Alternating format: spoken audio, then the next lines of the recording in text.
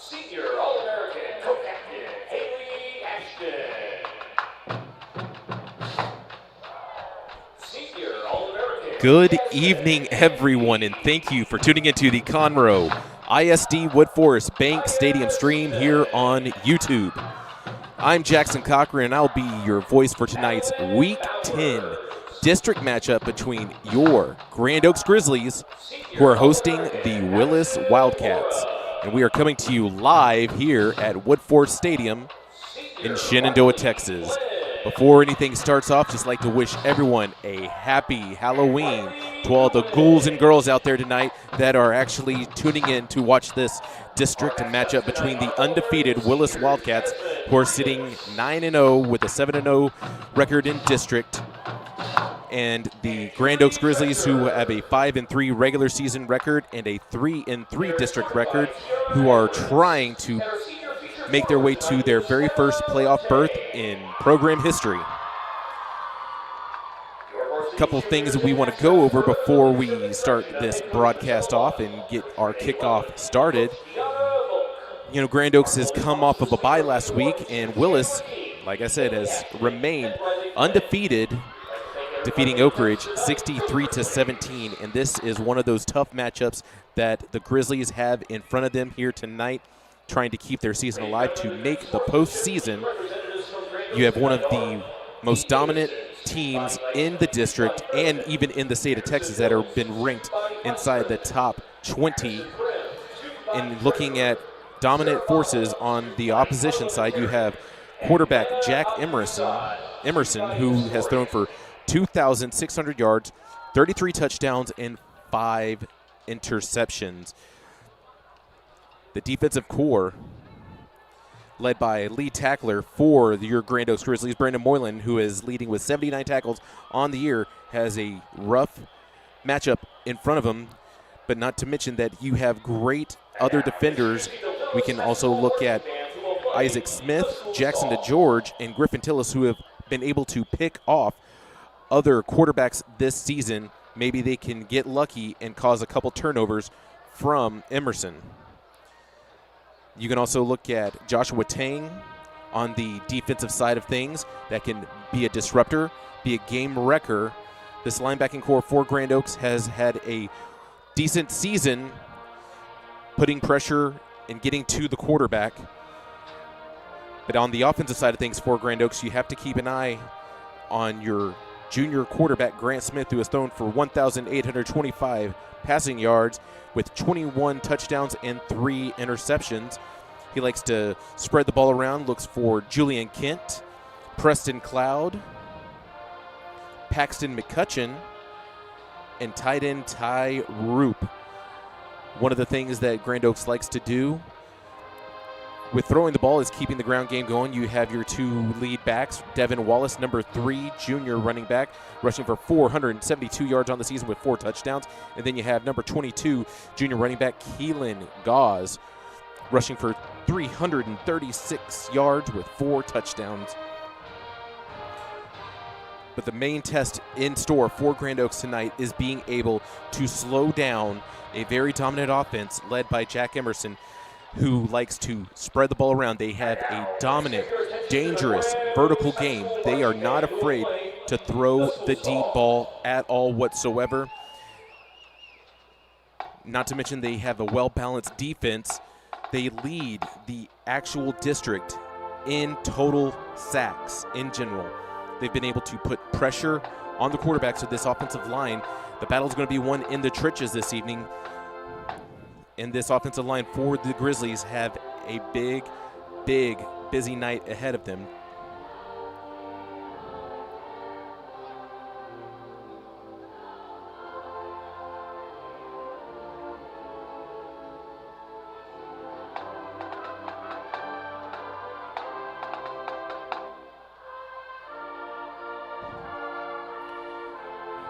Looking at the warm-ups in general for the teams, was able to see both teams get some reps in before, and we had ourselves a little bit of a minor delay earlier this evening. While we had some rain earlier today, looks like there's clear skies. However, the humidity decided to stay along for a little bit right now. As the sun is setting, we're looking at 79 degrees come kickoff with 70% humidity. Not ideal for late in the month of October, right towards the end of the regular season. We have had little hints of that kind of fall weather, and tonight it's going to be one of those warmer nights here. Hopefully the wind can play a factor. Doesn't look to be much wind going on from the south end zone near the flags, but maybe it'll pick up later for both squads. Just want to make sure that everybody has themselves a nice, safe evening, especially here at the game. And I know that for those of you that are tuning into your smartphone, your smart TV, tablet, whatever you have that you are watching us live here on YouTube, we do appreciate you and hope that you are safe out there with your trick-or-treating. And before, we are going to take ourselves a quick timeout for all of our advertisements and our sponsors. Take care. Our orthopedic care is shaped around you. And you. And you. Because customizing treatments and using breakthrough techniques is how your comeback starts. Like 3D printing for ultra-precise joint replacements and providing the same specialty care as we do for the Houston Rockets. So you return sooner, stronger, better. This is orthopedic care designed for you. Memorial Hermann, advancing health, personalizing care. Shopping for a new or used vehicle? Or just looking for a place for good, reliable service? Go with the name you know. Gullo Ford, Gullo Mazda, and Gullo Toyota. The Gullo family has been serving the Conroe Woodlands area since 1970. So the next time you're shopping for a new or used vehicle or just need service, do yourself a favor and go see Gullo Toyota, Gullo Mazda, and Gullo Ford. Or log on anytime at GulloAuto.com. Gullo, let's drive. Woodforest National Bank, where convenience meets community. With over 30 branch locations in and around Montgomery County, we're always close by to help you with your banking needs. But we're more than just a bank, we're proud supporters of our local community, dedicated to making Montgomery County a better place to live and work. Experience the difference at Woodforest National Bank. Convenient, caring, and committed to you.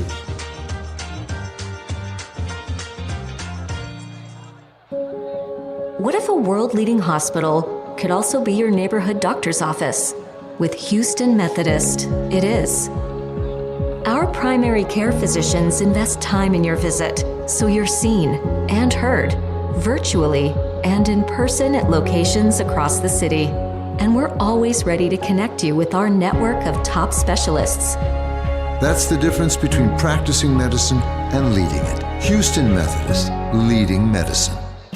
Since 1965, the team at Buckaloo Chevrolet has been working hard to deliver a better car buying experience to every customer. If you're looking for a better selection and a better car buying experience, head to Buckaloo Chevrolet. We promise no hassle, no haggle buying, and we never add things to our price you don't ask for. The price you see is the price you pay at Buckaloo Chevrolet on I-45 in Conroe, or shop BuckalooChevrolet.com. Together, let's drive. And remember, it's a better buy at Buckaloo. Thank you again to all of our sponsors who are able to keep us coming to you live here on YouTube throughout the season. And just a reminder for those of you who have not done so, we would kindly ask you to go ahead and subscribe to our YouTube channel here on the Woodforest Conroe. Let me start that over. I do apologize. The Conroe Athletics Woodforest Stadium stream channel. If you just click that subscribe button and then you click that little bell to the left of it, it'll remind you anytime that we will be going live throughout the remainder of the season and potential playoff games moving forward. And I do see that the Grizzlies have made their way out of the locker room. They are wearing their all orange uniform tonight. Your orange helm, orange jersey, orange pants. And I did see in the pre-warm-up that the Willis Wildcats were wearing their all whites.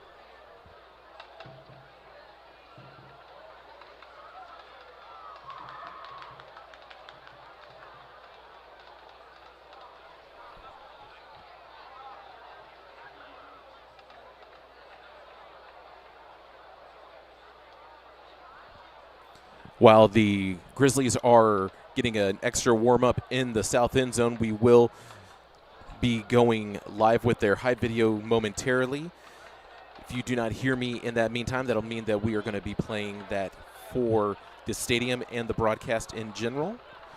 Just want to let you know, if you're not hearing us at any time, that's be due to either sponsorship ads or even hype videos or even the national anthem that will be coming up shortly. Going on also tonight will be the kickoff entitlement, but we are just 5.5 minutes away from kickoff here at the bank, ready to cash in another week of high school football starting off on Thursday night here, and this is the only matchup for the week. And I know what everyone's curious about, and that is playoff implications. And looking forward, or looking ahead, tomorrow night you have the Woodlands playing against Conroe at Moorhead Stadium. Then you will have Oak Ridge hosting Caney Creek here at Woodforest Bank Stadium. But by the numbers, by everyone's ranking in the district, Willis still standing with a 7-0 record. The Woodlands with a 5-1. In District 13-6A, Coach McDowell is building this program for long-term success, and the Grizzlies are ready to roar this season. Let's go out there and make plays, fellas! Let's do this! Y'all wanna win this game? Let's go win the game!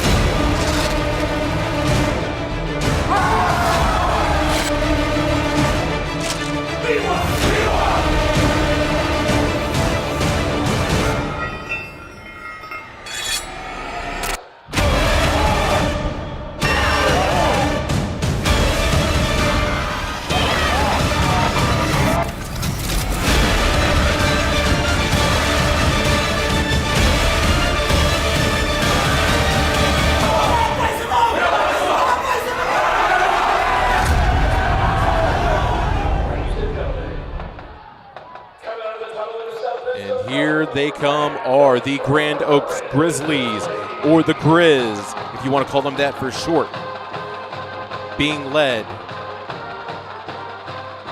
onto the field by number 31, Tristan Lemoyne, number 42, Scott Rutten, as they are all taking a knee into the north end zone. And before we had to let the hype video play, was going over the quick district standings as of right now. The Woodlands, I was left off with the Woodlands playing 6 games on the season with a 5-1 district record. Then you have the Conroe Tigers with a 5-1 district record. College Park holding in with the number 4 spot with a 4-3 record in district, playing 7 games. They are on a bye week this week. And then Grand Oaks just behind them with a 3-3 record, playing 6 games. This is one of those tough matchups. Willis has still been the powerhouse of the district of 13-6A this year and are not looking to let their foot off the gas whatsoever. They continue to run up the score against opposing teams. They are leading in almost every single category in the district this season, with passing at 2,764 yards, total offensive yards at 4,420. As I said, they have been ranked in the top 15. My apologies, top 20 with the district from the state of Texas. That's what the Willis Wildcats are looking at, in the top 20 ranked in the state of Texas.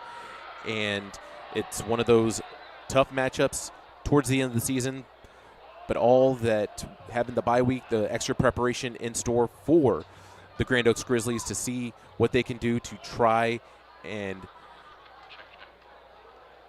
put a damper on the Willis Wildcats' year and ruin their perfect season. We're about to have the national anthem, so out of respect to our nation's song and flag, we will be muting ourselves momentarily. Ladies and gentlemen, we ask that you please rise and remove your hats as the Grand Oaks High School Marching Band plays our national anthem.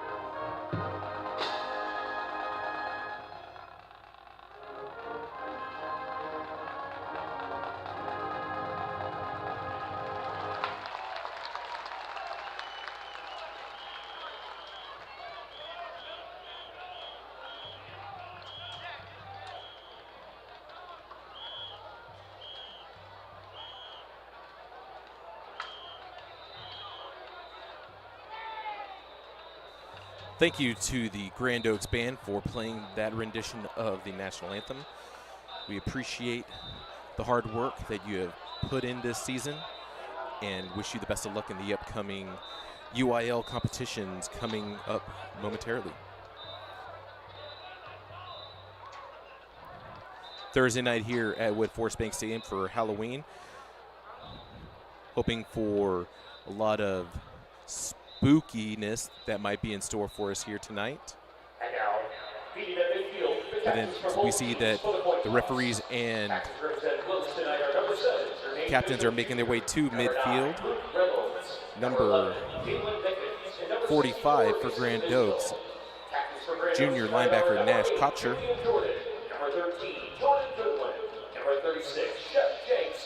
Number 36, senior kicker Shep Jenks.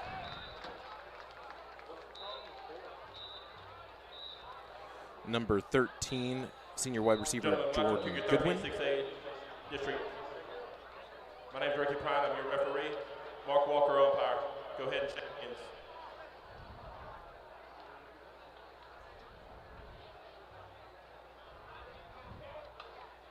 Willis. Status tails. Call it. Willis has won the toss. Has left to receive. Good luck tonight, guys. There you have it.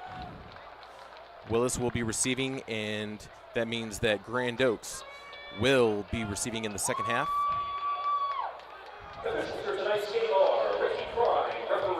I hope you have yourself ready for 48 minutes of high school football here tonight.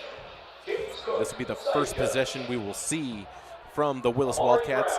A couple of key top players on the Wildcats other than senior quarterback Jack Emerson. You can look at number 5 senior running back Terry Lawrence, who has 10 rushing touchdowns on the season.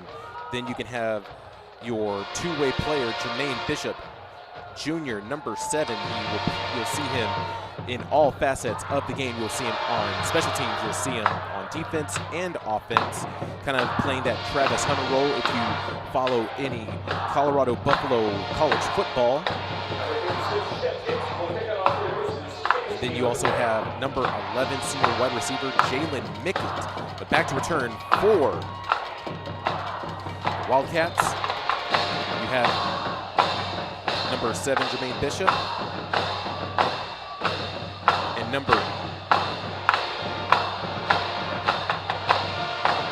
it's going to be a return there from Dalen Robinson, who's going to go towards the far sideline as he's tackled inside the 20.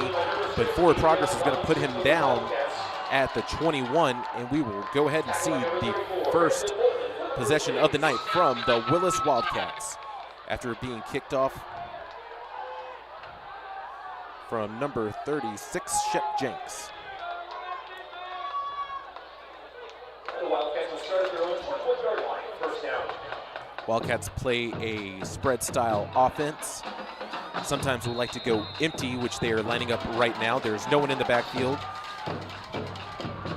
Having 5 wide receivers, 3 lined up on the near, 2 on the far, as Emerson throws towards an underneath throw, and he gets to Jermaine Bishop, who gets himself a first down, still fighting for extra yards, and it's finally pushed out of bounds as the clock remains to run. That is the first reception of the game for number 7, Jermaine Bishop.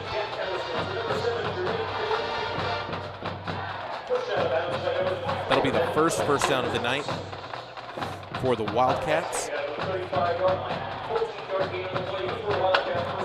After the 14-yard reception, they continue to go empty. Grand Oaks showing 3 down linemen, only send 3 to the backfield. Emerson plenty of time in the pocket as he throws downfield, and that is going to be an incomplete pass as he was looking for number 5, Terry Lawrence. This Wildcat offense is not afraid to throw the deep ball. They like to mix it around, but that vertical game of theirs can be scary as they will continue to show throughout the season, not afraid to throw the deep ball. As Emerson still by himself, the lone man in the backfield, in the shotgun. 2-step drop, as he finds Bishop as he's getting extra yardage in the slot with the intermediate throw. Gets another first down for the Wildcats as they are going to be right at midfield, almost swapping field position. So the 15-yard reception gets the Wildcats at midfield as they change things up. 3 on the far side. They're going to go ahead and hand it off over there to Lawrence as he runs in between the tackles, and he gets himself a first down after the 13, maybe 14-yard run, depending on where the line judge spots him. And the Wildcats continue to go up-tempo at the moment as they give the rock back over to Lawrence, and he is finally stopped after trying to stretch out, turn that corner, but is brought down for only a single-yard gain. It is now in Grand Oaks territory. Wildcats getting their play call at the line of scrimmage again. And Emerson, play action, goes ahead and gives it over to Bishop as Bishop gets himself another first down. And the Wildcats continue to pour on this explosive offense here in the first quarter, just minutes into the first quarter, as they are now going to be just a yard shy of the red zone. Willis needing only 21 more yards to find the end zone to get the first score of the night. And Emerson with an option gives it over there to Bishop, who got a lane, and he is in for the score. That is a 20-yard option pitch over to Jermaine Bishop. And the Wildcats strike first, leading 6-0, pending the extra point.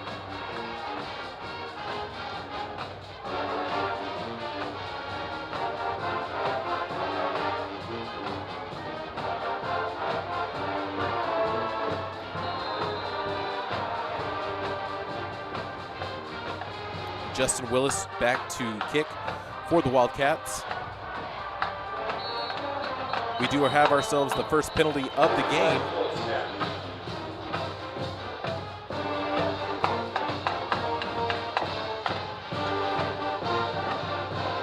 That is going to be a false start on the Wildcats. They'll push them back 5. False start. Number 5 offense. 5-yard penalty. Replay the try. While the Wildcats have played a dominant season, they do tend to get penalized quite a bit. And those penalties have not come back to bite them at all this season. Now Willis back to kick. Justin Willis gets the extra point now after just one possession from the Wildcats. A little over a minute and a half, and they strike first, leading 7-0 here in the first quarter. But as you saw in that opening drive for the Wildcats, it was a mixture of empty set and then adding with Lawrence back in the backfield, giving him a couple of runs, but having a completely empty backfield with 5 wide receivers lined up has been this Willis Wildcats MO. A little bit of their bread and butter. I know that these defensive backs for the Grizzlies have a night in store for them tonight, trying to come up with how you can scheme against this style of offense.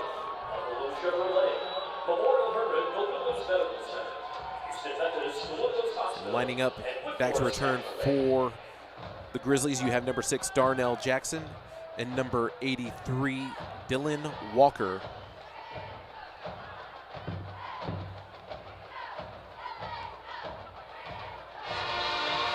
Lining up to tee off the kick is going to be Alessio Quintero. You'll get to see what this Grand Oaks special teams unit can do.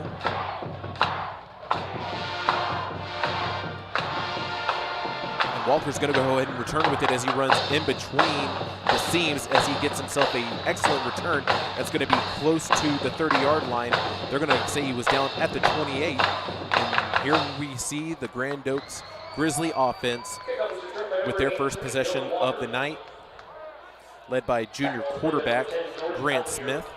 in the pre-show was mentioning that Smith has thrown for 1,825 yards on the season with 21 touchdowns and only throwing 3 interceptions. This Grand Oaks offense, they line up typically in the pistol, where it is a intermediate shotgun with the running back lined up right behind him. So Smith goes ahead and hands it off to Keelan Goss, who spins and runs towards the near sideline and is going to get tackled back at the line of scrimmage. They're going to say forward progress was for a yard. So Goss with the 1 yard carry.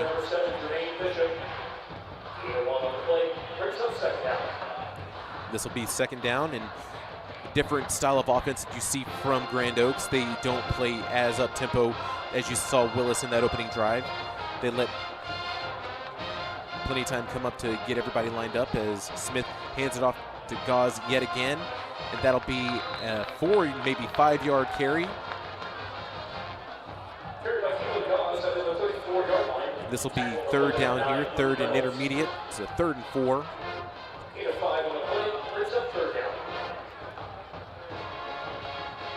You see Preston Cloud lined up on the far sideline. Willis is bringing that press coverage. And you can see from the scheme of the Wildcats are going to be showing a blitz. They have 2 edge rushers and 2 tackles.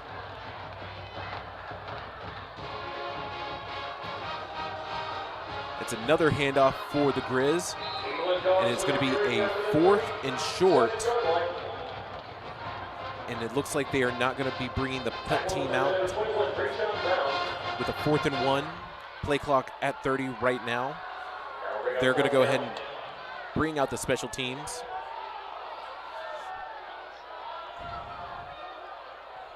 So that'll be a 3 and out for Grand Oaks.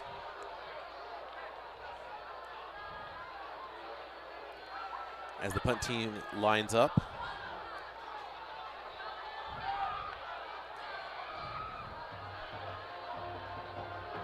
And back to return for Grand Oaks is going to be defensive back DJ Allen. The play clock goes down to 0. That'll be a delay of game for Grand Oaks. That'll be their first penalty. Pushing back 5.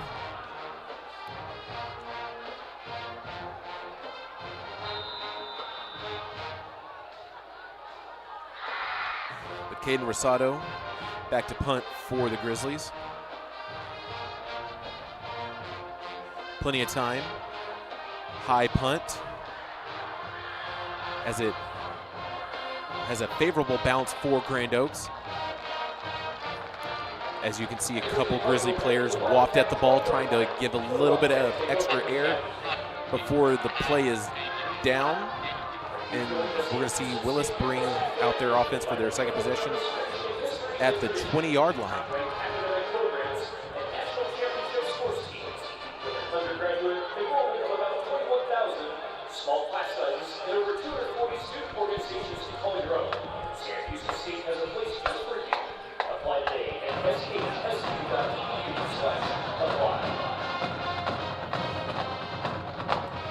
Wildcats lining back up.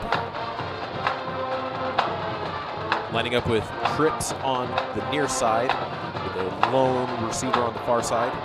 Emerson, 1-step drop, does a swing pass out of the backfield, and that was for Dalen Robinson as he gets a first down for the for the Wildcats.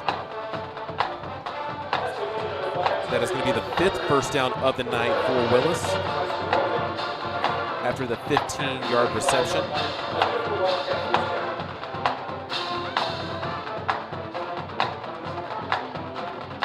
Willis playing with less tempo this drive.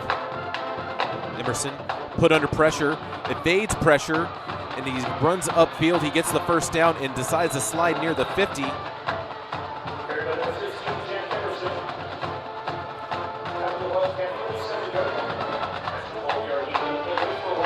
Emerson with his Houdini act, trying to evade pressure, getting a first down after the Grizz were bringing plenty of pressure, trying to get to the senior. And they hand it off to number 5, Terry Lawrence, as he gets a 7-yard gain. And the Wildcats are back in Grizzly territory.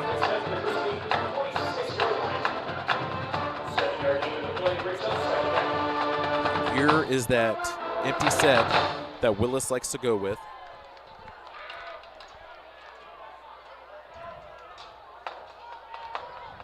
Emerson gets set, pump fakes, rolls to his right, doesn't see anybody. There is a flag behind the line of scrimmage. There could be a hold.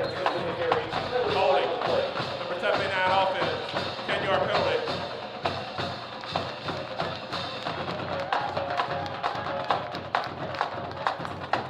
The hold will push him back 10. It'll now be a 2nd and 13.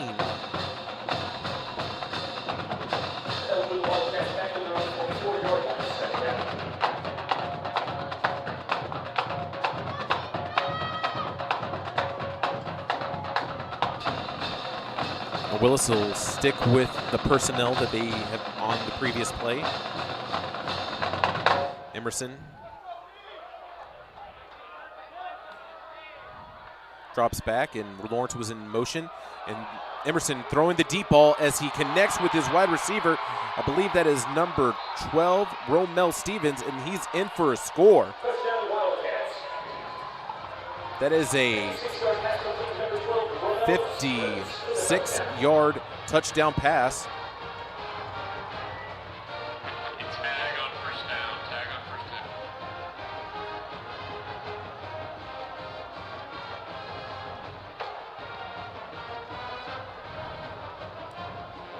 Pinning the extra point. It's 13-0 at the moment. Just 5.5 passed here in the first quarter.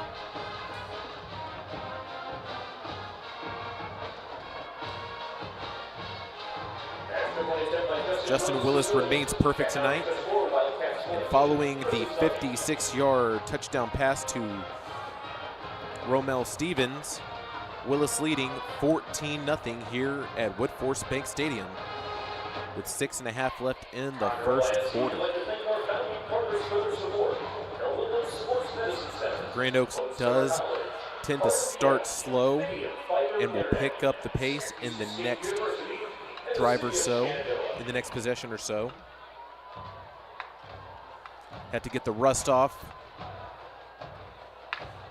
They had a 4th and 1 where they punted on. They were still not too far back in their own territory.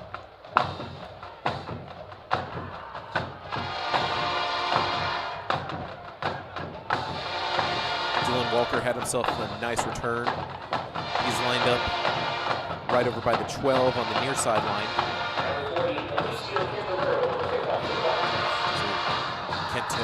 Arrow back to kick yet again for Willis.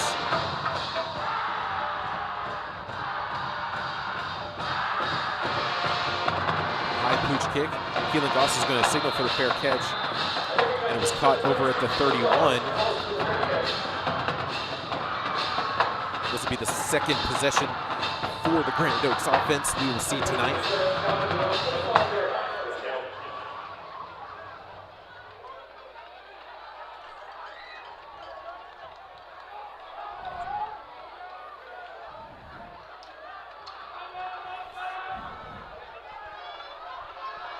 And the Grizzlies are lining up. Keelan Goss, they're back in the pistol. Goss is behind Smith. The bunch formation. They give it to Goss yet again as he runs in between the tackles, and he gets a nice gain, which is going to be around 7.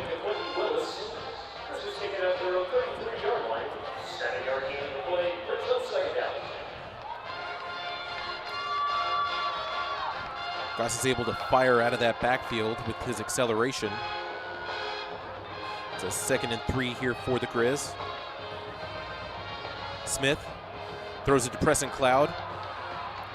as he gets the first down for Grand Oaks.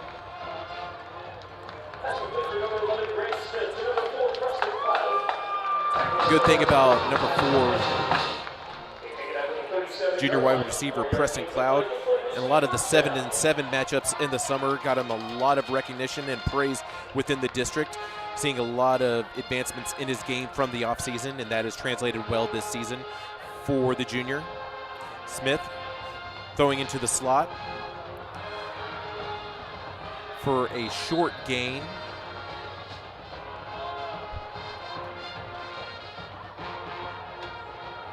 And that was number 2, Julian Kent, on the reception.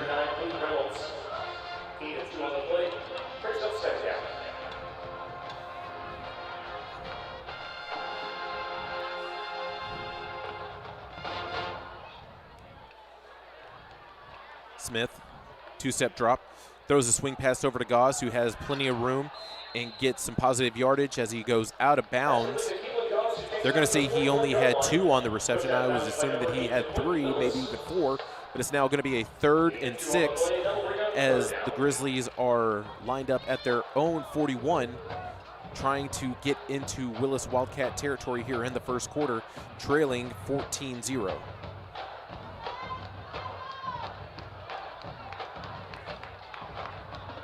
Kent lined up to the far sideline. It's a play action as he finds Ty Roop with plenty of, he gets extra, breaks another tackle, and finally is brought down. That was Tashawn Nixon, who was finally able to bring down Ty Roop. Ty Roop, little stop and start again off of the reception. Nothing wrong with having a 6'7" tight end as a safety net, getting you a first down and then some into Wildcat territory.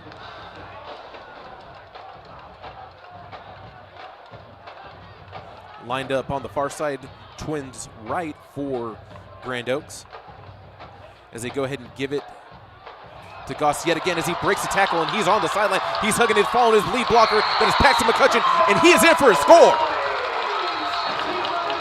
Keelan Goss with a 27-yard rushing touchdown to narrow the deficit. At the moment, 14-6 pending the extra point.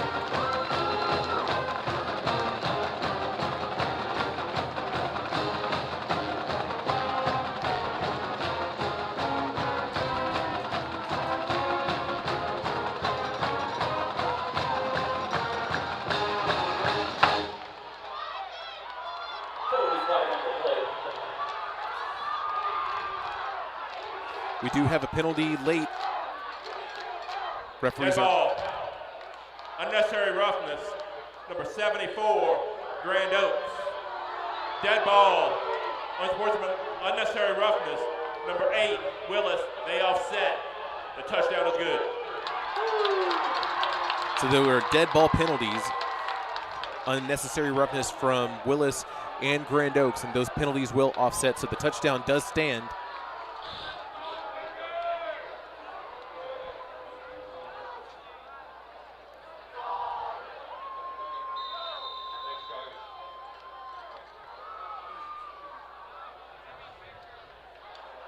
So Shep Jenks back to kick, and looks to be another penalty.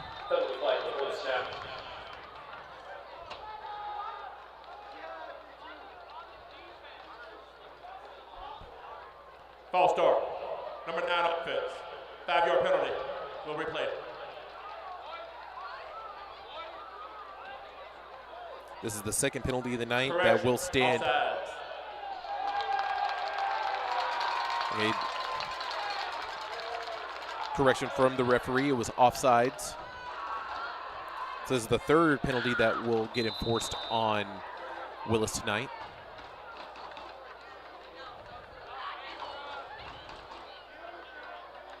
Jenks back to kick.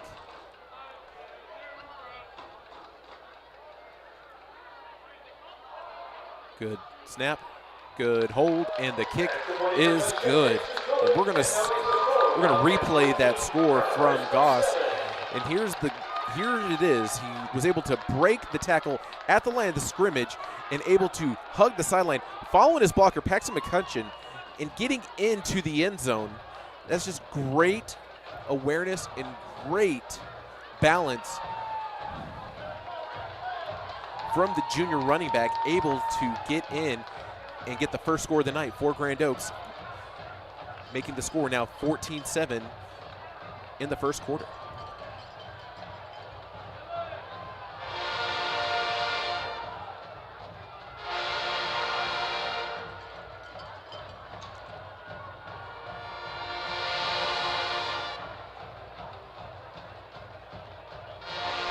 With the amount of time that the Grand Oaks offense was on the field, see if the defense was able to get in a good breather to come back in and see if there's anything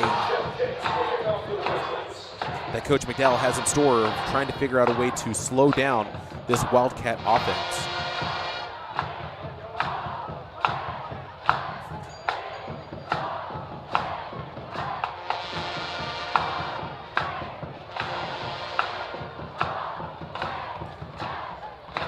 DJ Allen and Jermaine Bishop back to return.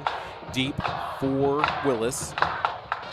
They did have that pooch kick earlier, which Dalen Robinson did decide to return. But with the way that Grand Oaks is lined up, it's going to be another high pooch kick. And Bishop is going to go ahead and take it.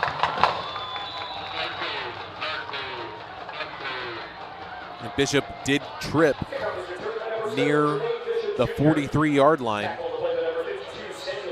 That was a bit of a scary return. It looked like he could, if he did not trip, he had himself a lane and was going to find himself a special teams touchdown on kickoff. And this will be the third time we see the Willis offense tonight. They have been perfect finding the end zone in the previous possessions.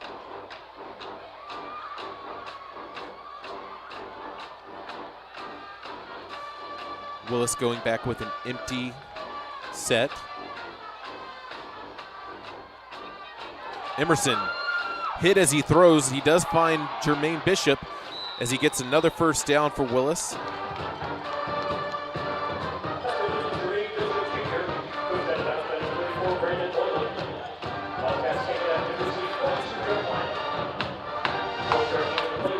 The type of formation they lined up with, they had two wide receivers stacked on top, lined up on the near side, and had a bit of a pick and was able to give extra time for Bishop to be open as Emerson drops back and throws in the middle of the field.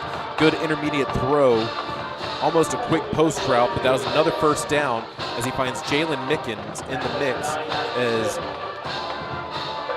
Willis is continuing to put themselves in cruise control as they move downfield on the Grand Oaks 27. Continue to play with that up tempo. Remaining to stay with that empty set formation. Bishop in motion. Emerson throwing downfield, and it is out of Dalen Robinson's hands. Robinson was able to beat his man, but only had the ball in his fingertips as he was going towards the corner of the end zone. But that is one of these things that Willis likes to do. They are not afraid to throw the deep ball and challenge this secondary.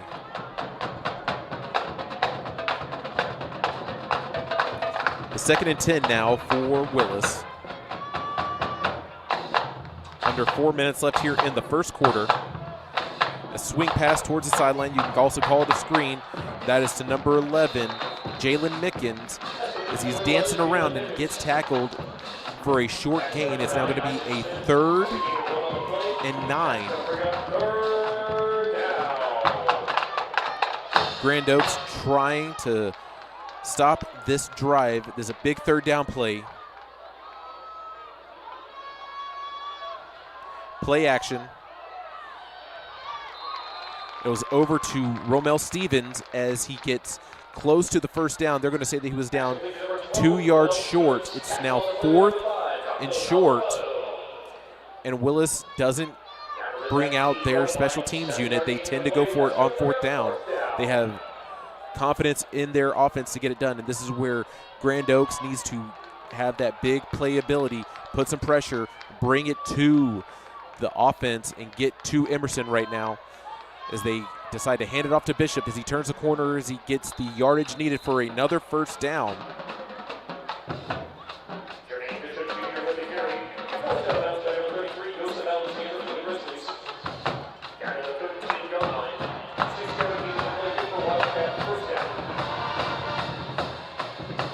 Willis converts on 4th down, gives them a fresh set of downs, breathes new life in for the Wildcats as they continue to go empty as they're in the red zone, 13 yards to the end zone. Another bubble screen pass over to Bishop again and gets short gain.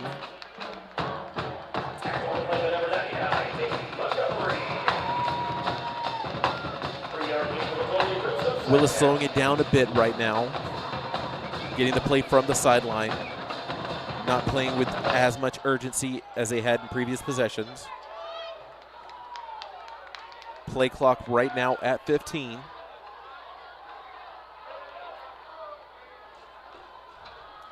Robinson goes in motion.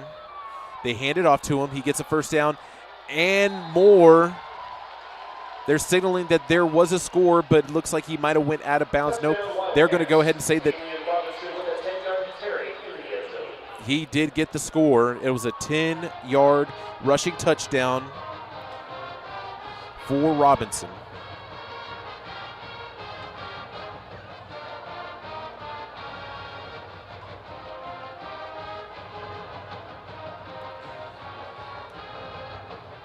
Now the point after. Justin Willis back to kick for the Wildcats.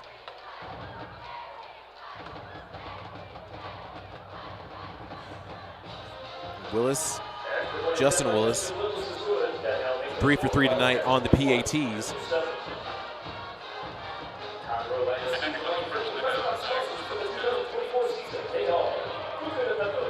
Willis takes back that 14-point lead now, leading 21-7 with 2 minutes and 31 seconds remaining here in the 1st quarter. Being successful on that 4th down conversion, able to go ahead and get extra yardage and finding the jet sweep to Robinson for the 10-yard rushing touchdown.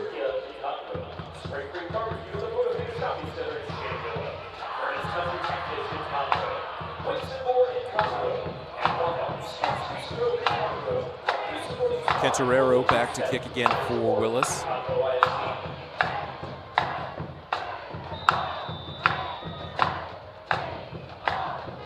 Darnell Jackson. And Dylan Walker back to return. Preston Cloud signals for the fair catch.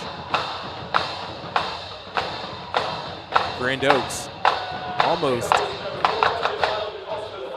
had a little bit of a miscommunication. Could have potentially been 2 players bumping into each other, but luckily Cloud was able to get his hands on the ball and signal for the fair catch to not return it. And this will be the 3rd time we see this Grizzly offense, following the 27-yard rushing touchdown score from Goss earlier.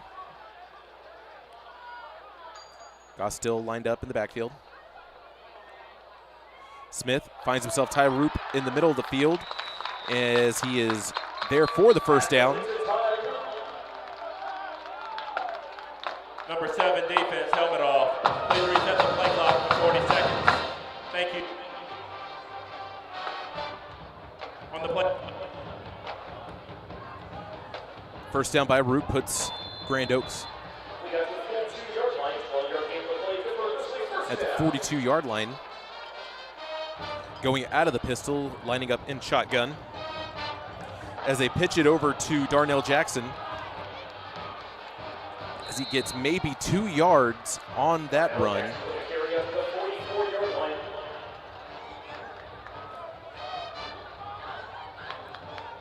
whole bunch of Wildcats following Jackson as Willis is lining up with tight coverage as Smith rolls right, tries to evade pressure, looking for Goss near the sticks, and it's going to be an incomplete pass. There is no intentional grounding. Quarterback was outside the pocket. Past the line of scrimmage. No.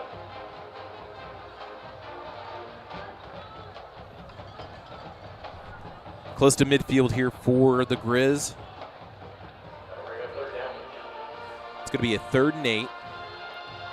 The minute 45 remaining in the first quarter. Grizzlies trailing 21-7. Play action for Smith as he rolls left, looking down the middle of the field, looking for Preston Cloud as he comes down with it. Oh, it comes out after the reception. It's going to be an incomplete pass.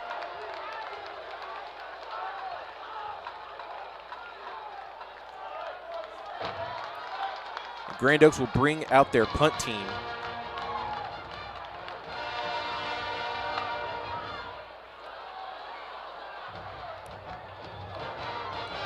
Great route from Cloud. Just the way he landed, wasn't able to keep full control. You know, he's beating himself up over it, but it's one of those plays where you have to just shake it off, let the defense do their thing, and come back out and show that you still have everything in it, as Grand Oaks has a excellent punt inside the 10, and that's what you want to see from your special teams. So Rosado gets the punt inside the 10. Actually, it's going to be down at the 6. This will be the furthest back we will see this Wildcats offense. 94 yards needed for a touchdown.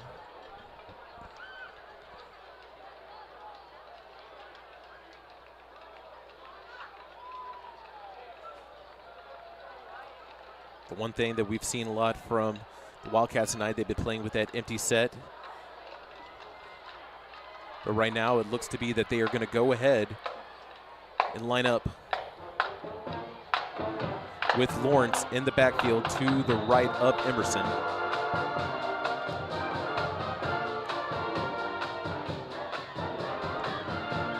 Emerson, quick drop, was able to get it over to Mickens as he gets himself a first down and then some as he dances a little bit back in midfield.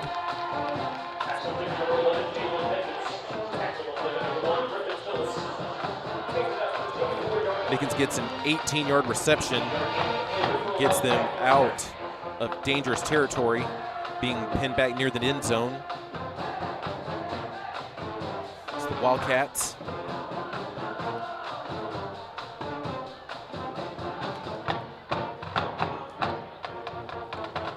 Going empty, Emerson back there. Not as quick with the tempo as previous drives.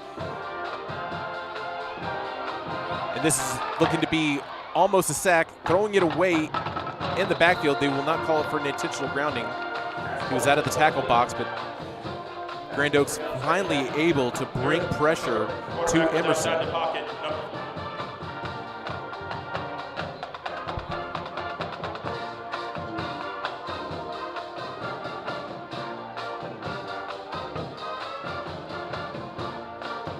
Second and 10 here, which is 38 seconds left in the first. Emerson. Robinson goes in motion. They go ahead and hand it off. No, it's going to be a keeper for Emerson as he moves up maybe a yard. And it's going to be another 3rd and 9. This Grand Oaks defense is being able to put some pressure on Emerson this drive of theirs. They're playing back a little deeper in the secondary. You can see 2 safeties back for Grand Oaks as they're going empty. Yet again, Willis is going empty. Joshua Tang seeing lined up on the slot receiver. But that does it for the first quarter.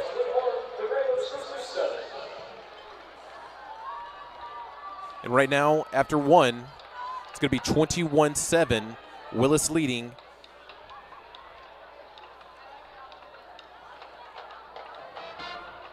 And I hope you sports fans are in for a treat tonight. Not really much a trick here on Halloween, but joining me in the booth now is one of our commentators of the CISD team, Peyton Reeves. How you doing, Peyton? I'm doing pretty good tonight, Jackson. Just overall, I was on the sideline towards the south end zone, just doing some camera work tonight, and yeah, I've enjoyed this first quarter as we're going into some Thursday night lights. Thursday night lights. Not very spooky yet here tonight. It is dark out there, and we do have Grand Oaks wearing the pumpkin colors, but nothing too scary right now. It's a fairly close game. You see what this defense has in store for Willis right here with another 3rd and 9 as they are moving towards the opposite end of the field. So now Willis is going to be moving towards the north end zone as they were going towards the south end zone in the first quarter.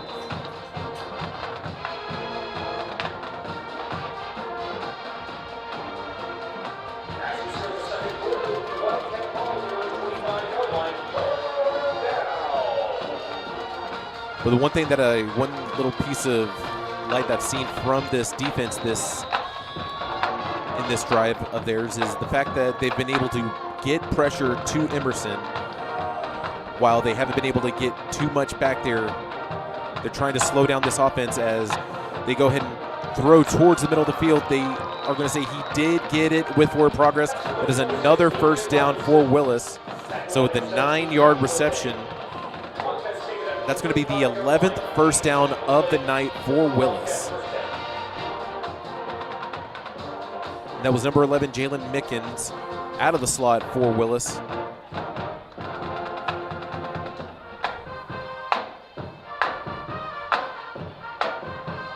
So Emerson in the gun. Bishop goes in motion. Emerson throws downfield, might be it is actually caught from. That was an excellent throw there from Emerson as he finds Jalen Mickens for another first down.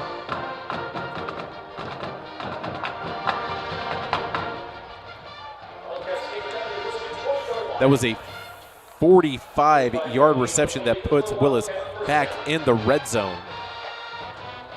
One of those things I was mentioning a lot in pre-show is that they are not afraid to throw the deep ball. They're not afraid to get vertical as they now throw a screen pass towards the sideline over to Robinson yet again, still churning, still moving, gets into the 10 and is finally tackled.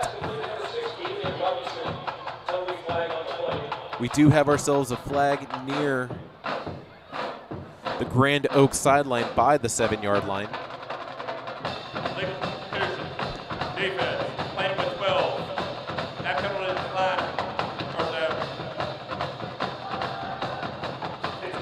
So that'll be the 3rd penalty of the night for Grand Oaks.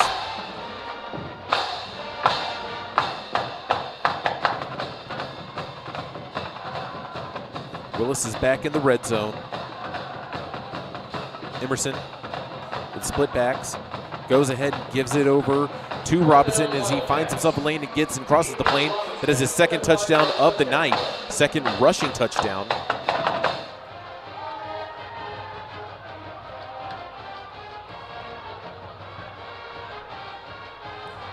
This is one of those things that Willis can do throughout the year, and they've been continuing to do it throughout the season, is they can run the ball, they can throw the ball. They just have a well-balanced offense and a well-balanced defense, even a well-balanced special teams, Peyton. Yeah, it was pretty crazy looking at some of the stats this week, seeing just Willis on top most of the time. It was pretty crazy. They pretty much lead every single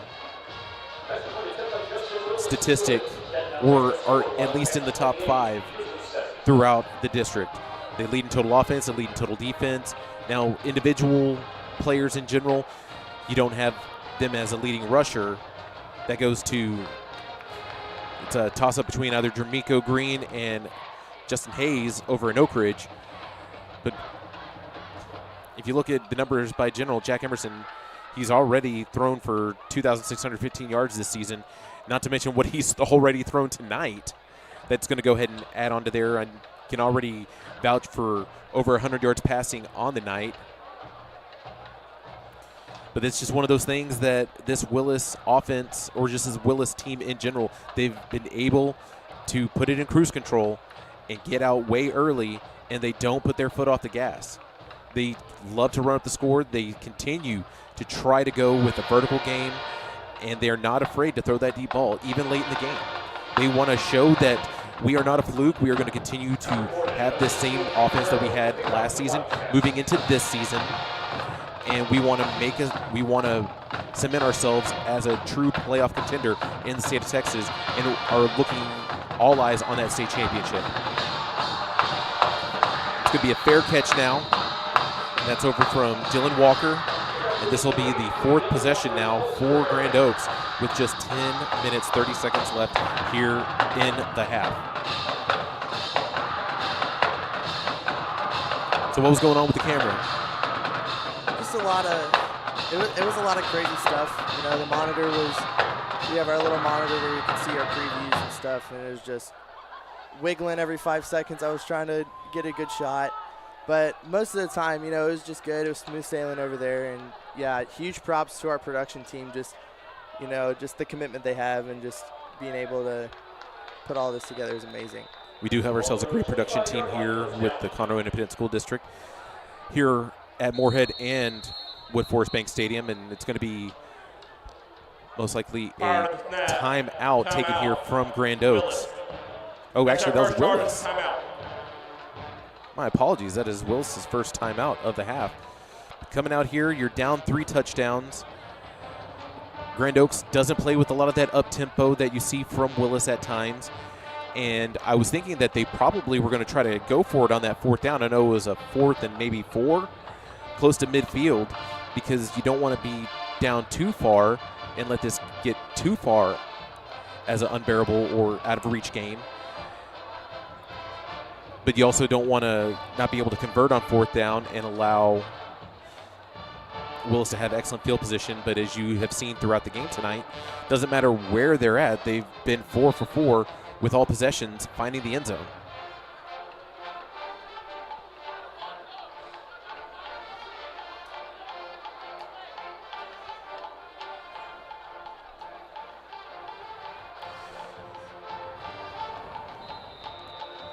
Lining back up in the pistol.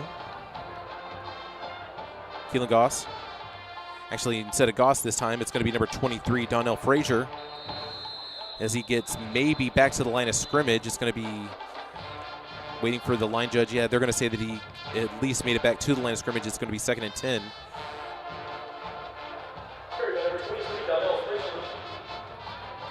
Now, Grand Oaks has had one big play opportunity that they threw downfield deep earlier in the previous drive over to Preston Cloud. While he did have hands on it as he came down with it, just the way he landed, the ball came out. But it's one of those things you're going to see if they do look for Cloud yet again coming up. He'll be able to make up for that. And I know we quote Ted Lasso a little bit from time to time up here in the booth, just being like a little bit of a goldfish. Forget about it. It came, it's gone, it's past. Yeah, really just being able to just have a short-term memory on these plays and just being focused on the next one, trying to get downfield, score some yards, and get back in this football game. Yeah, you don't want to try to live with those disappointed plays that you think, woulda, coulda, shoulda.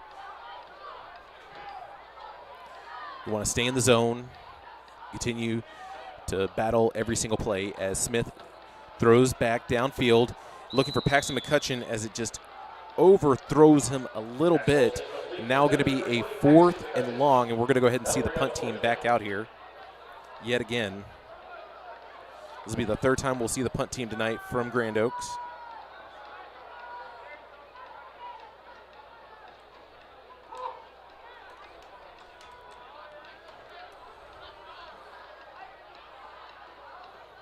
This will actually be the 2nd 3 and out from Grand Oaks tonight.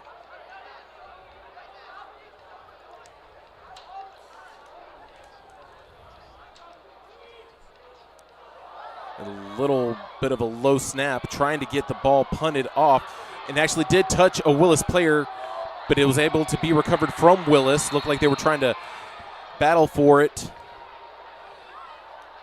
Very unfortunate series of events that have transpired there for Grand Oaks, with the low snap having to roll right, try to get the punt off, kicking it into an actual Willis player, and then getting recovered by another Willis player. And you're going to see Willis line up at the 15 already in the red zone. Just needing 15 yards to pile on here in the second quarter. And this is what we normally see here from Willis. You know, they take an early lead, they try to get an early lead, and then they just coast on through. Yeah, there's no slowing down from this offense as they're lining up now with the split back formation. Changing things up a little bit, you're going to have Darrell Robinson and Terry Lawrence in the backfield by Emerson. They're going to go ahead and hand it off. And Grand Oaks able to have one of those tackle for losses, one of the only tackle for losses that we've seen tonight. And that's Brandon Moylan, who's been leading the tackles, who leads in tackles in the district tonight. He has 79 total tackles. 40 of them have been assisted tackles. But the senior linebacker has had himself a dynamite season. Emerson throwing downfield, looking for Dalen Robinson. It's going to be an incomplete pass, so it's now a 3rd and 12. He sent that ball to no man's land in the end zone and just was trying to find his receiver and just underthrew him.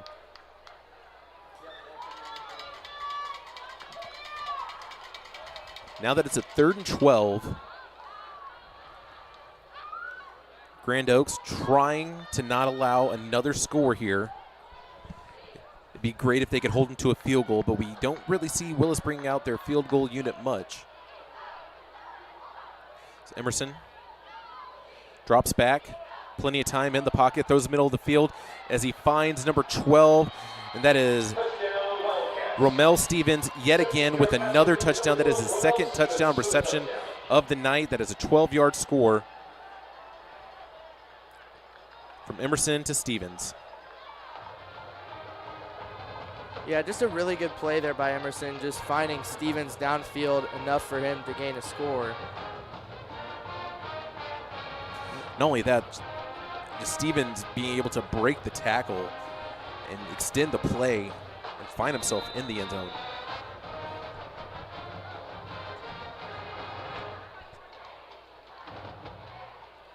So Justin Willis has been perfect on PATs tonight. And perfection is his nickname, as he is now keeping it, what dare I say, perfect. 5 PATs. It's now 35-7 with 8:12 left in the half. We're still in the first half here.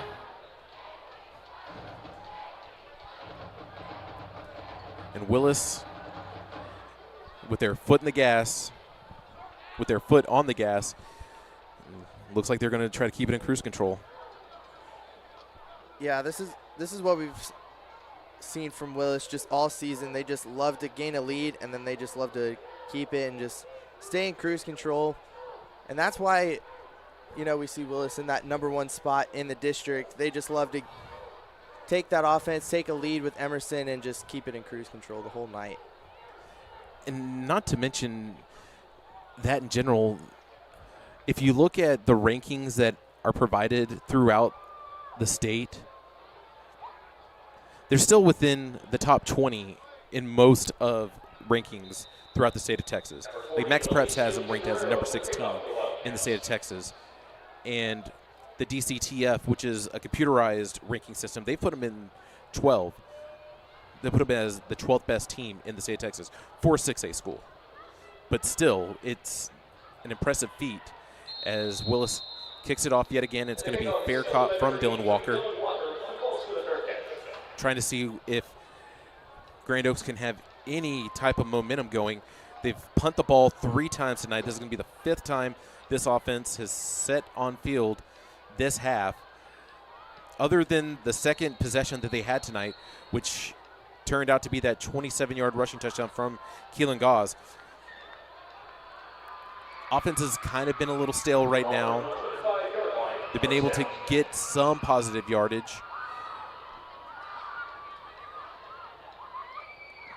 But this Willis defense is putting pressure and is able to plug up these holes and try to stop this run game that Grand Oaks has.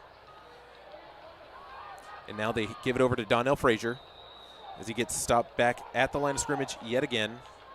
Carry by number 23, Donnell Frazier. Tackled by number 20, Logan Henniger. Takes it to the 26-yard line. 8:01 on the play. Brings up second down. So second and long. And one of the things that Grand Oaks does, they don't play with a lot of urgency. They get the play from the sideline. They get lined up. They don't really huddle, but they're getting play call from the signals from the sideline from coaches. And like play clock's now at 10. They're slowly coming to the line of scrimmage. Might have to burn a timeout if they can't get the play off in the next 4 seconds. This is another handoff. Now we're actually seeing Devin Wallace as he's able to get extra yardage as he turns his legs and is finally tackled just short of the sticks. It'll be a 3rd and 1. This is the first time we called Wallace's name tonight. Yeah, really, go ahead. It really looked like just that Walls was going to get that first down there, but he was just short. That offensive line was really trying to just push him to gain that yardage and gain a first down for Grand Oaks, and they just couldn't find it. Yeah.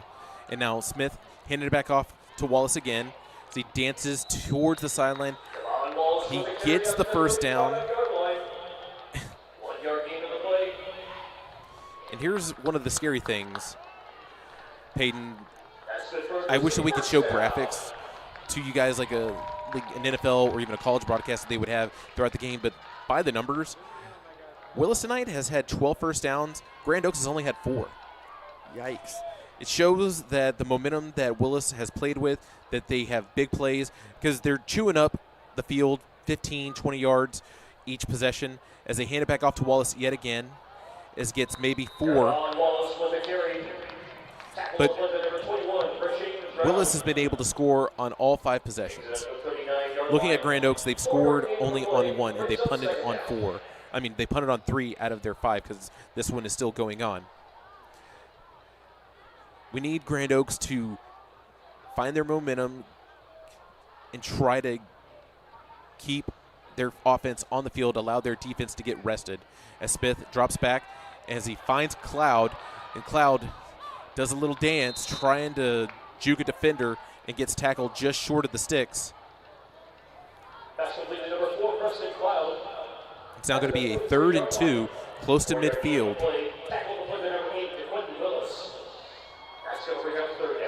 It makes you wonder, would you be going for a pass play or would you try to keep the ball on the ground and have confidence in your O-line to allow Wallace to get upfield?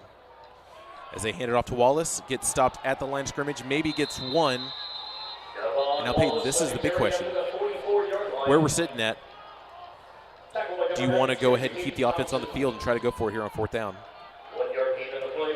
I feel like at this point you kind of got to punt, because with the way Willis's defense has been tonight, it's just that they're bringing pressure like it's crazy. Like they've been able to stop Grand Oaks' run game for a long time tonight. So, well, they're going to go ahead and go for it here on 4th down. See if anything, if Smith could get his cadence to try to draw him off sides. Play clock is under 10. They're changing things up, seeing if they might. Oh, they're going to go ahead and keep it. Wallace at the line of scrimmage and does not seem to get the conversion, and that is going to be a turnover on downs. That'll be a turnover on downs to the Wildcats. That's the one thing that you were just saying you didn't want to fear to turn the ball over with how well this Willis defense has been playing, plugging up them holes. And now you're going to give Willis excellent field position already in Grand Oaks territory at the 44. And the Wildcats take over at the Grizzlies' 44-yard line, first down. Here comes the Willis Wildcat offense. This is their 6th time with possession this half. Emerson in the gun. Play action. Throws it to Mickens. He gets himself maybe 6 or 7. That's completed number 11, Jalen Mickens. Tackle by number 5, Carlos. 7-yard reception from Mickens. Takes it at the 43-yard line. Grand Oaks making a few substitutions. 7-yard gain on the play, brings up second down. Get a new defensive end for Grand Oaks. And Willis goes back to the ground game, and there he is yet again, number 34, Brandon Moylan. Gets in the backfield and able to get a nice tackle on Lawrence for a no gain. Now it's 3rd and 3. And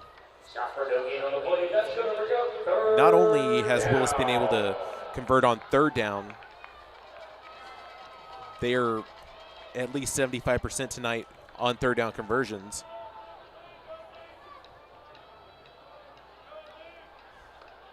So they go with the man in motion. And this is another tackle for loss from the Grand Oaks Grizzlies. The defense putting in some work here. But as you can see, the Willis isn't bringing their special teams out. They're going to keep their offense on the field. They're 1 for 1 on 4th down tonight. Yeah, Brandon Moylan just commanding this Grizzlies defense right now, just really being able to get back into the backfield and just make some tackles to really help Grand Oaks here. One of the top defenders for Grand Oaks and one of the lead captains. Play clock under 10 now for Willis.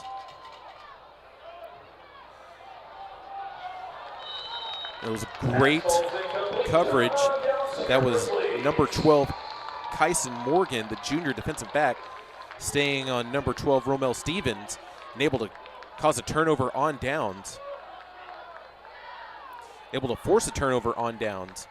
And that's the first time tonight that the defense is able to stop this Willis offense.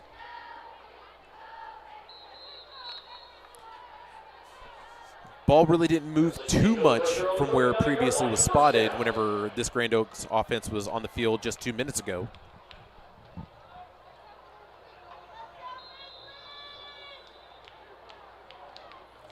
A quick breather, quick water break on the sideline. Smith hands it off. That is a nice looking run here from Wallace as he gets himself maybe 7.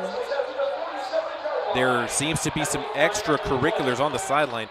That was number 7, Jermaine Bishop.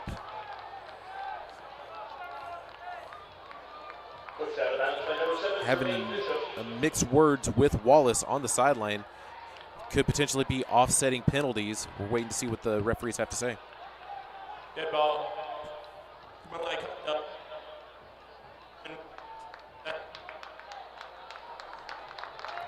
So it's going to be a 15-yard penalty there for Willis if you were unable to pick up on it. But after the run, after pushing Wallace out of bounds, number 7, Jermaine Bishop, he was getting a little mouthy. And the referee was there and heard and threw that flag. We're all about sportsmanship here.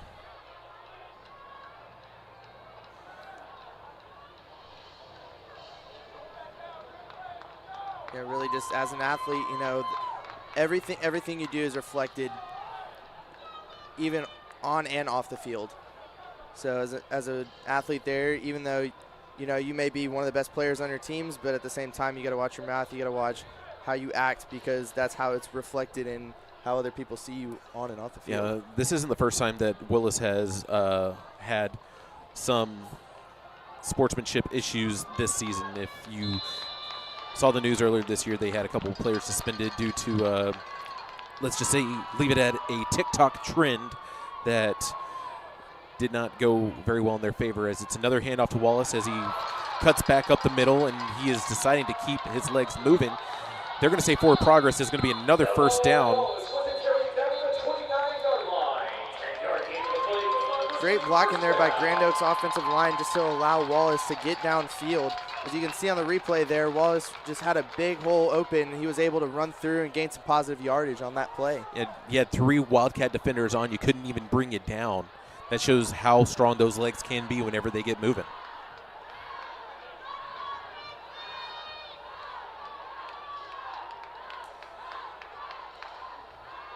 Now, Willis did elect to receive in the first half, and Grand Oaks will be getting the ball back in the second half. Ruben McCutcheon go in motion. Line up on the opposite side. Smith throws in the slot. That was number 6, Darnell Jackson. Some of those things you will see from Grand Oaks. They will have one every once in a while. They will throw the deep ball, but they tend to throw those intermediate, low balls towards the line of scrimmage, more in between the 10-yard line. Well, technically in between the sticks is what I meant to say. But, yeah, that's one of those things that you'll see from this offense. As they change their personnel again, Roop and McCutcheon go in motion to the opposite side. Willis looking like they're bringing everyone in the kitchen sink as they go ahead and run the ball again, just short of the first down. It's going to be a 3rd and 1 now. As Evan Wallace, being absent in the first quarter and now here in the second quarter, showing that he's one of those lead backs coming in.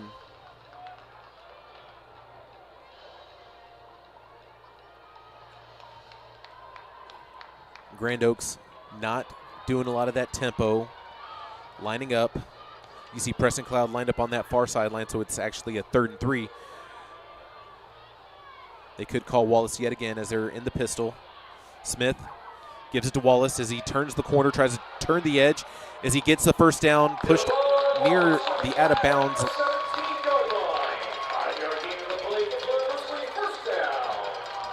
that's going to be another first down. Grand Oaks is moving this drive. They have less than a minute to get into the end zone. They have all 3 timeouts to work with. But again, not that sense of urgency if you're trying to get into the end zone. Don't be afraid to use those timeouts. You don't get to get them back once the half is over.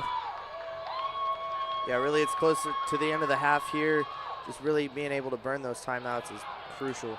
Smith, swing pass over to Wallace. And he gets tackled by number 4, DJ Allen. There seems to be some more. Someone's looking for a flag there, but nothing happened. Loss of 5 on the play, brings up 2nd down. Something's going on here with the referees talking to the middle of the field. They're separating everyone. It looks like there is a timeout for Grand Oaks. Grand Oaks.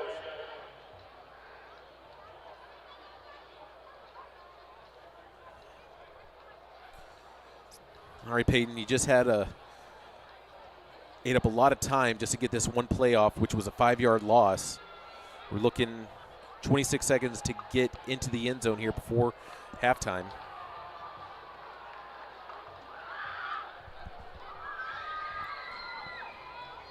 Yeah, really, really wise move here of Grand Oaks to burn a timeout, being able to just take a breath, focus on this next play, and hopefully score before the end of the half. Wouldn't be scared to try to throw the deep ball, and it's only relatively 22 yards if you're trying to look for Preston Cloud. He's over 6 feet tall, strong hands, but you haven't have Ty Roop. I see him lined up on the far side. Number 88 could look for a jump ball towards the end zone as they are looking for Ty Roop, and he's in for a score, but there is a flag.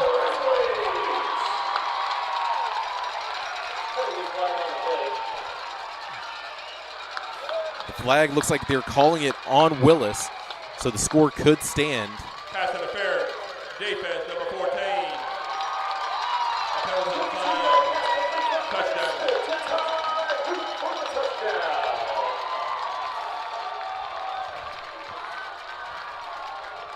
Nothing wrong with that type of play, and we're going to see that replay coming up.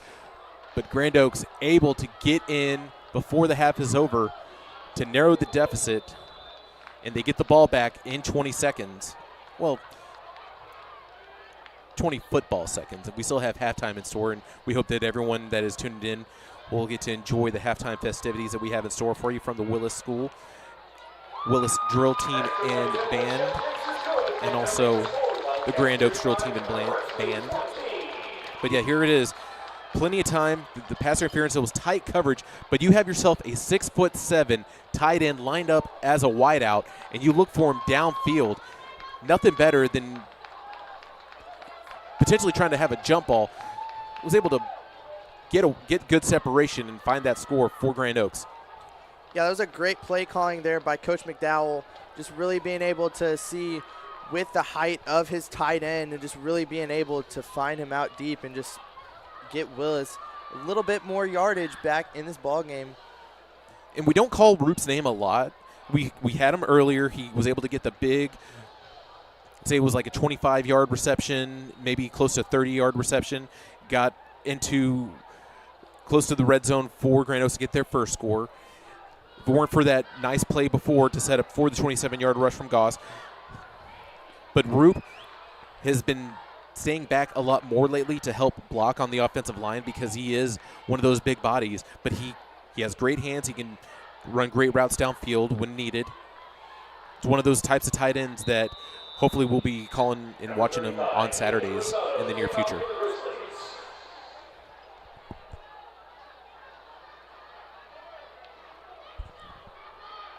Shep Jenks back to kick. Actually, I'm sorry, that is Caden Rosado. Bit of a squib kick. Bobbled there by number 11, Jalen Mickens, who's going to go and return it from going towards the far sideline and gets tackled close to midfield. It's 12 seconds left here in the half.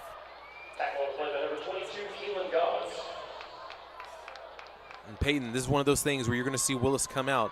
You know that they're not afraid to throw the deep ball. Yeah, with Emerson there back to pass, Willis really isn't scared of just throwing a deep ball and just relying on Emerson for a touchdown pass. Yeah. Emerson only has thrown 5 interceptions this season, 33 touchdowns coming into tonight. Add 2 more to that, he has 35 touchdowns on the season.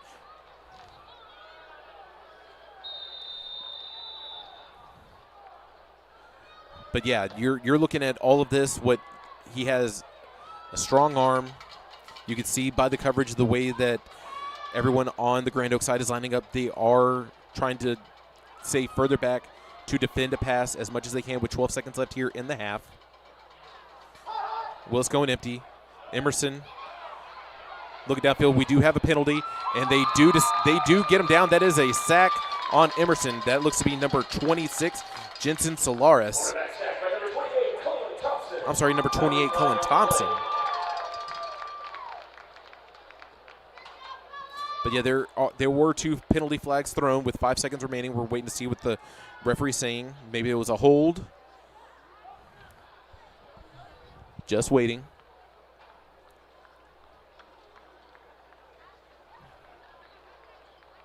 A little bit of Jeopardy music. Yeah, a little bit of Jeopardy music wouldn't be a bad idea. Horse collar, defense. Personal foul. 15-yard play. Both those penalties were actually on Grand Oaks. They're going to go ahead and keep the face mask. And that'll account for 25 penalty yards on the night so far for Grand Oaks. And with 5 seconds left, puts him in even better range for deep ball. As Willis is lining up empty again. Emerson going for the Hail Mary. And it is caught by Jalen Mickens. And that is going to be a touchdown to end the half. A 41-yard touchdown reception from Jalen Mickens. Like we were saying before the play happened, you know, Willis is not scared of throwing that deep ball.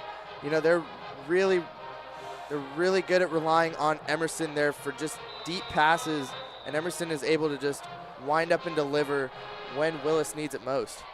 Very much so, and it continues to be all Willis tonight now, getting their 6th score here in the first half. And Justin Willis, Mr. Perfect, yet again, almost kicked it on the roof of the Annex building to the side of the stadium. But as the half concludes, Willis 42, Grand Oaks 14, as Grand Oaks will be receiving in the second half. Well, Peyton, any thoughts before we take our TO for the half? I mean, really just a great job there by Grand Oaks, being able to have another play just to try to get more points on the board. You know, honestly, it's as Jackson said, it's been all Willis tonight, but Grand Oaks being able to have 2 plays at least to score 14 points on this really just – the good thing is at least they're not being shut out. So very much so. This Willis team has been dominant in all facets of the game going into the season. That's why they're leading the district. That's why they're still undefeated. And hopefully coming out of the half, Grand Oaks is able to come out swinging and try to score first and see what their defense has in store to try to figure anything out with what this Willis Wildcat offense has done. They've only been able to stop Willis one time this entire half. They were able to have a turnover on downs with their 6th possession of the game, but everything else, you've seen a Willis Wildcat score. But please enjoy the halftime festivities. If you have any leftover candy at home, wherever you are, please eat a Reese's Peanut Butter Cup for me. Anything for you, Peyton? Snickers bar. Snickers bar, all right. Well, enjoy the halftime festivities, and we'll be back for the next half of football.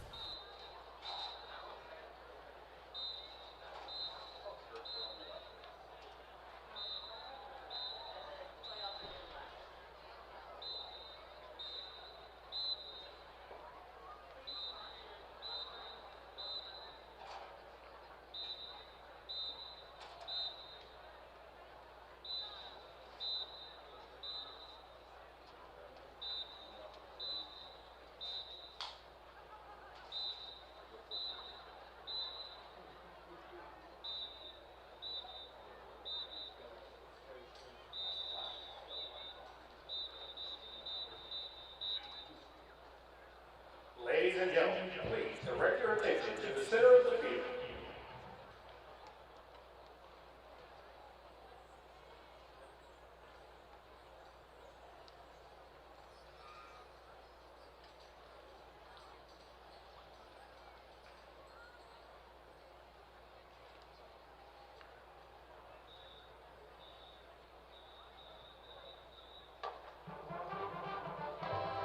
The Willis Independent School District is proud to present the award-winning and 11-time national champions, the Willis High School Sweethearts.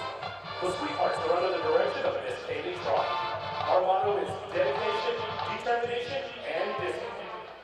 The dance officers from left to right are sophomore Lieutenant Katie Cruz, Junior Lieutenant Josie Oakey, and in the center, our Captain Lori Van Skyler. The social officers include President Annabelle Smith-Grimm, Vice President and Semi-Supervisor Bella Moore, and our Spirit and Social Chair, Barbara McDonald. The Spirit Girl of the Week is Lexi Buell. The Sweetheart of the Week is Harper Oakham. The Sweethearts will now entertain you with their stunning skirt routine to I Like It, played by our Willis Wildcat Band. Dance pretty, Sweethearts.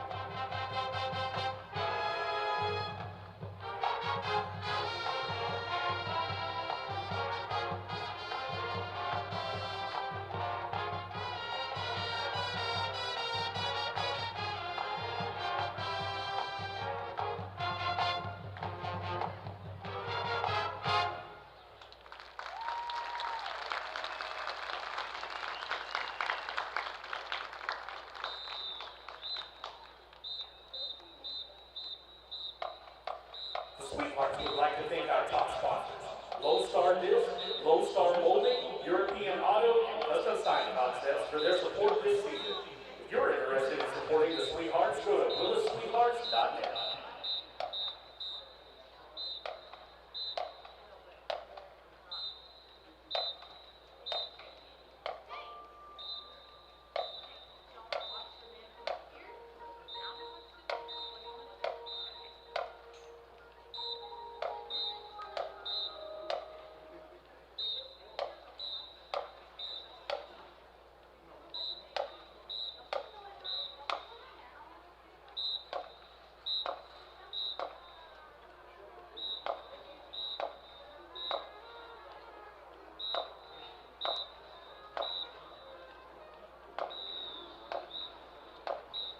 Ladies and gentlemen, please help me welcome to the field the pride of Willis, the state and nationally award-winning, the Willis High School Marching Band and Color Guard. The band on the field is under the direction of senior drum majors Faith Nichols, Cecil Braza, Amy Garcia, and Caleb Sanders. Our color guard captain is Holly Tilton. The band member of the week goes to our seniors. Thank you for your dedication and service to the band and guard. Tonight, the band and guard will perform their 2024 competitive show entitled Dimensions of Destiny, with music arranged by Steve Vento, Ben Balmer. The show features music by Ludwig van Beethoven, Philip Glass, Howard Hanson, and James Newton Howard. On Tuesday, the band competed in our Region 9 UIL marching contest, earning a combination of superior and excellent ratings. Next, the band will compete in the U.S. Southwest Texas Championships in Katy on November the 9th. Ladies and gentlemen, the Willis High School Band and Color Guard.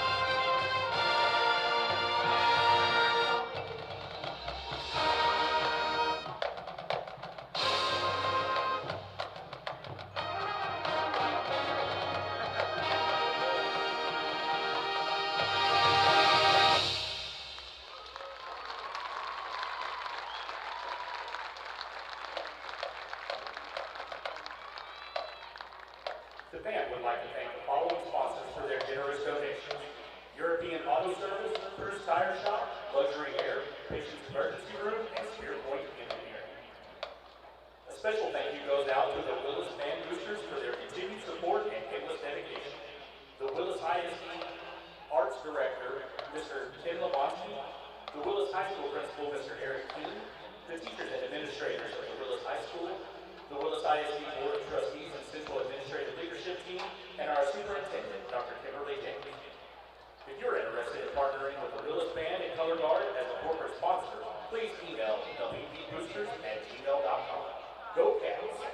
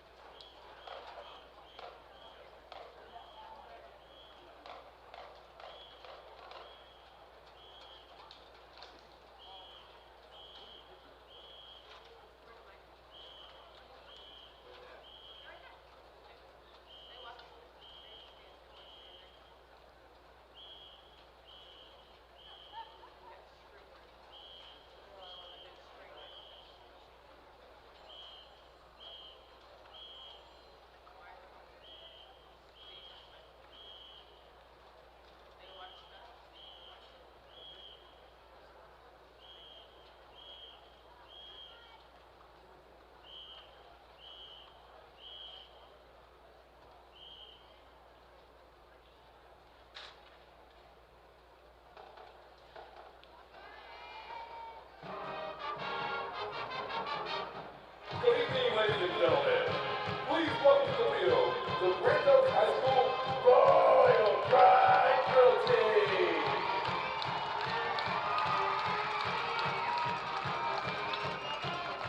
The Royal Pride Stonewalkers are Lexi Abels, Bella Barnhart, Anna Sophia Flaviani, Addison Hickey, Brittany Mendoza, Vice President Ava DeVille, and President Patty Brown.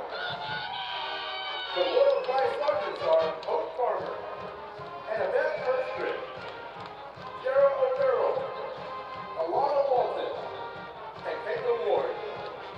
Spirit Girl of the Week is Ray Bailey. Dancer of the Week is Juliet Clements. Faculty Member of the Week is Alexis Gates Perez.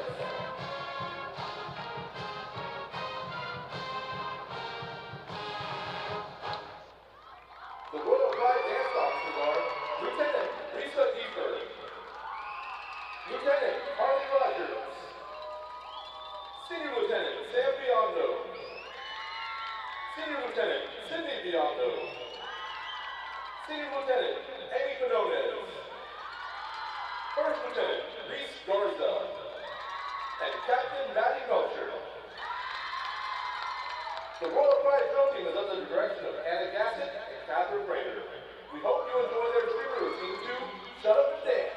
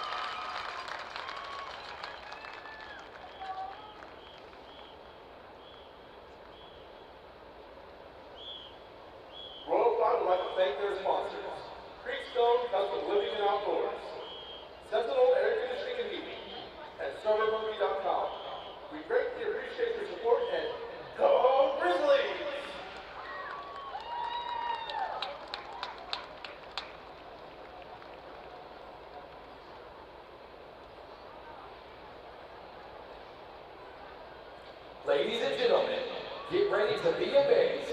It's time to feel the rhythm, the excitement, and the power of music.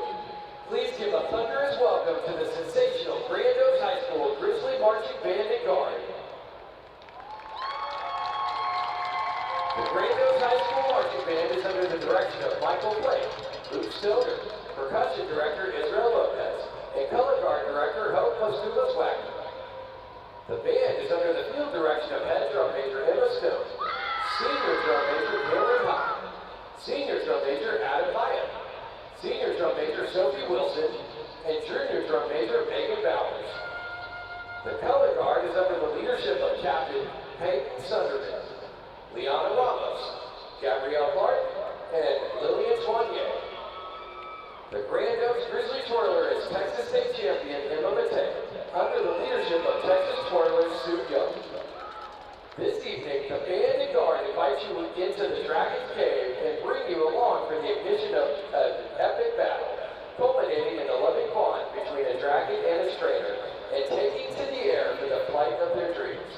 So move to the edge of your seats as the Grand Oaks Band and Guard dazzle you with their 2024 competitive marching show, Dragon Hearts.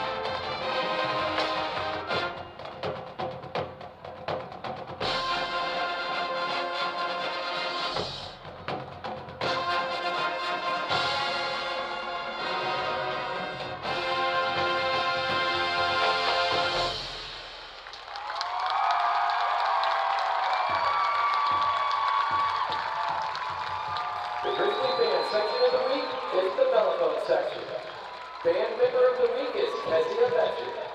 Freshman of the week is Bella Martinez. Guard member of the week is Lauren Jones. Percussion member of the week is Cecilia Espinal. Our costume contest section winners are Best Dressed Baritones, Best Themed Tubas, Spirit Saxophones. The Grand Oaks Band and Guard want to thank their incredible gold sponsors, Andy's Cleaners and Kyle Sherburne State Farm Agency. The Grand Oaks Band directors would like to say thank you to all of the parents, volunteers, staff, and administrators that have helped us become who we are. We could not have done it without you. Best of luck to the Band and Guard in their area contest tomorrow. We're cheering for you all the way. Happy Halloween and go Geo! Welcome back, everybody. Hope you enjoyed the halftime festivities. You're able to look through your bag of tricks of candy wherever you are at home. Hope you're able to get yourselves a Reese's Peanut Butter Cup and a Snickers for Peyton. Well, Peyton, we are looking forward to the second half starting just momentarily. It was quite a very eventful first half. It was all Willis leading this game right now 42-14. And Grand Oaks is going to be getting the ball back here to start things off in the second half. Yeah, hopefully as they're getting the ball back for the second half, they're really just able to drive down the field and score. You know, we've seen a lot from this Willis defense tonight, really just being able to stop Grand Oaks. So hopefully we'll be able to get the ball back, able to hopefully gain yards downfield, and hopefully score some more points. Yeah, the Grand Oaks offense, they tend to start slow with their opening drive. Hopefully they have the rust off after the nice rest from halftime, that they can come out and execute early and try to find the end zone to start off this second half. But if you have been tuning into some other things this All Hallows Eve, I just want to give you a heads up that right now it is close to halftime for the Houston Texans game. I know that they're playing on a big box eliminator known as Amazon. But I know that they have, they're leading 7-0 right now going into halftime. We were just checking a couple of the highlights of the game during halftime for us here. But we're more concentrated on the game that's right in front of us from the press box. And both teams have already made their way back out of the locker rooms, ran out of their inflatable tunnels, and are lining up, about to take the field.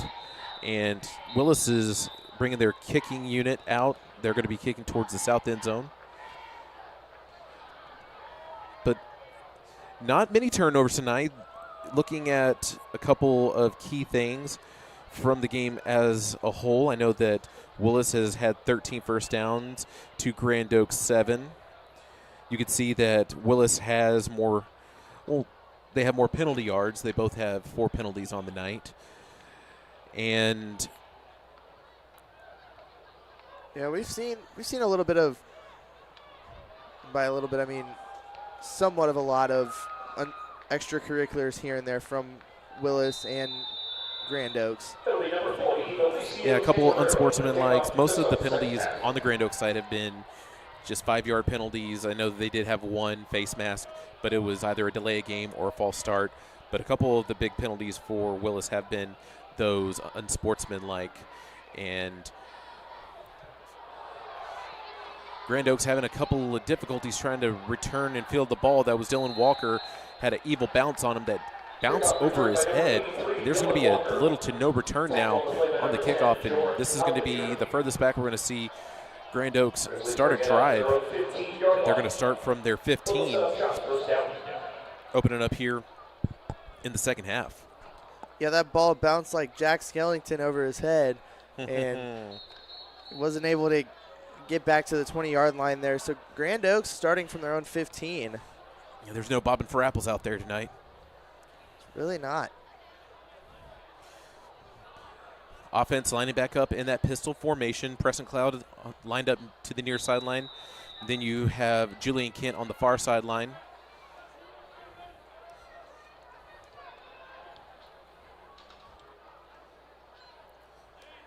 They're going to go ahead and hand it off.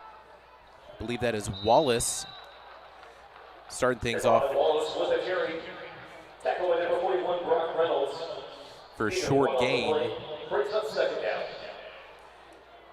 Grand Oaks typically likes to run with the ball on first down a lot, and that's what we see opening up this second half.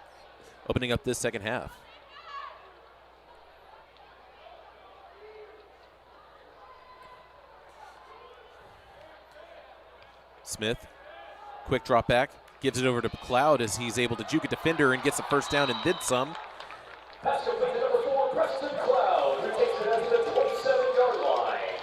11-yard gain of the play, good for the Grizzly, first down. Smith with the pitch and catch as you watch the replay here over to Cloud. Lets the defender make the first move and able to get positive yards and move the ball downfield. Willis showing tight coverage. It's another handoff to Wallace as he's tackled in the backfield, and they're going to say forward progress, but it is a late hit. That was going to be on number 8, Quentin Willis. With the late hit, that is going to be a penalty. Unnecessary roughness. 91, Willis. 15-yard penalty. Automatic first down. So the loss turns into a gain and another first down. Correction, number 71. For Grand Oaks as they take those 15 and move downfield some more. Take them any way you can get them, huh, Peyton? Yeah, for sure. You know, and this is really important for Grand Oaks just to have a getting those yards from this penalty like that, just being able to get some more yards and hopefully get back. Trying to narrow this deficit.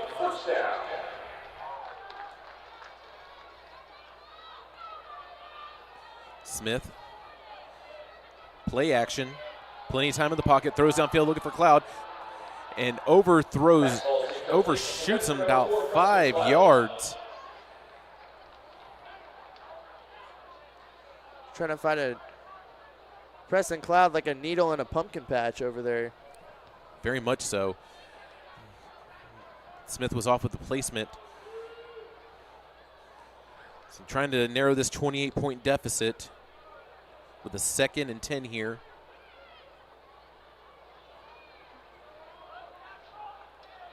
So Smith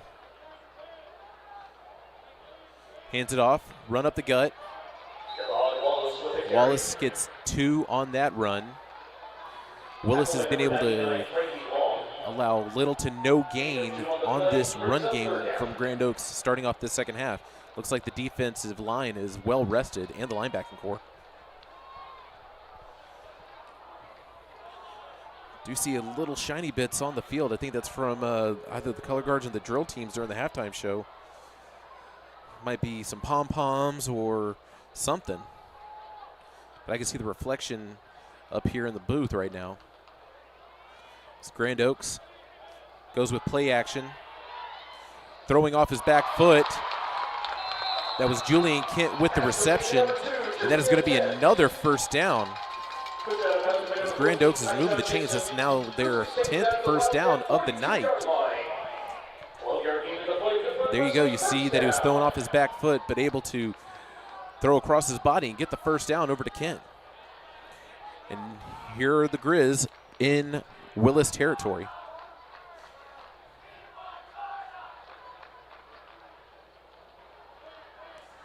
And hand off to Keelan Goss. Gets maybe 7. Waiting to see where forward progress. They're going to say he had 6. Down to the 35-yard line. 7-yard gain in the play. Brings up second down.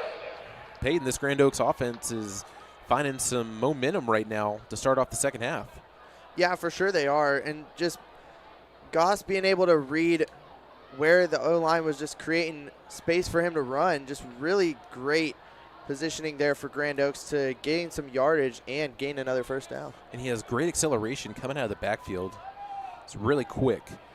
And you see extra protection lined up in the backfield as they give it to Goss again, but gets tackled for a loss of 1. Yeah, really Goss has some wheels on him, but just Willis is able to just read and pick up on him, and they're just able to hold him back and just stop him at the line of scrimmage. Yeah, you can see a couple of the linemen with the stunt, able to put pressure and pinch, able to get into the backfield and get to Goss early. trying to follow. They had extra protection in the backfield, and you could see that Willis was expecting the run, so they brought that blitz. Now Smith moving up in the pocket, throws downfield, looking for Ty Roop again, just overthrown yet again, arm's length. Now it is a 4th and 4. It's kind of that no man's land here in midfield. No reason to bring the punt team out. Just see what you have in your playbook for Coach McDowell. If you could dial up a 4-yard play and extend this and bring fresh life to the offense, try to get something going. But 20 seconds, what you're working with. Don't want to have to burn a timeout here for a potential delay game as they're lining back up. Yeah, really, I'd just throw a short pass to Goss and just have him run down the field and gain some yards here. We have a bunch coverage. Kent goes in motion. Smith looking for a screen, goes ahead and gives it to Paxton McCutcheon. He gets the first down and then some. Able to dance around defenders, is finally tackled right outside the 10-yard line. And McCutcheon, being one of those safety net tight ends that you look to, and gets another first down. But there is a flag at the end of the play. We're waiting. It's actually thrown right near midfield. Could be coming back with a potential hold.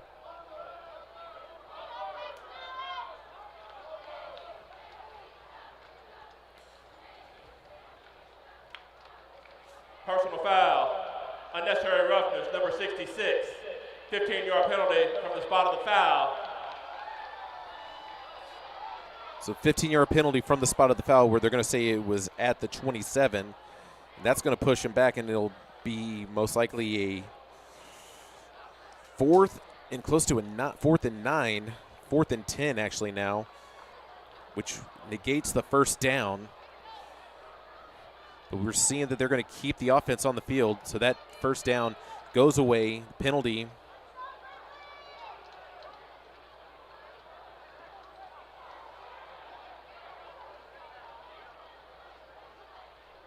So that's now 40 penalty yards that have been against Grand Oaks tonight. And now you have a 4th and 10. Play clock. They're going to go ahead and bring out the punt team. I don't think Coach McDowell has anything for a 4th and 10 in his playbook. Punt team, last time they did punt, were able to get one back inside the 6, like actually inside the 10. I think it was right around the 6-yard line.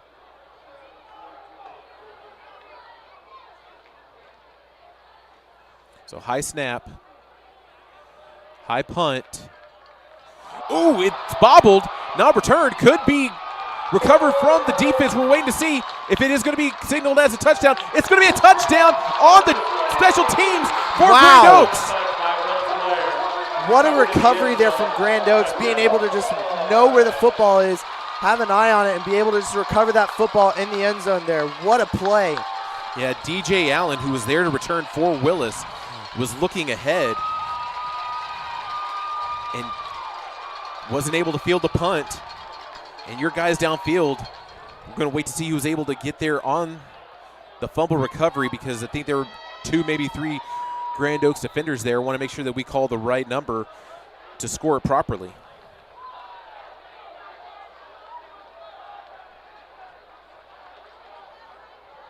Snap is good, and the kick is good. All right, so let's watch the replay here from the punt,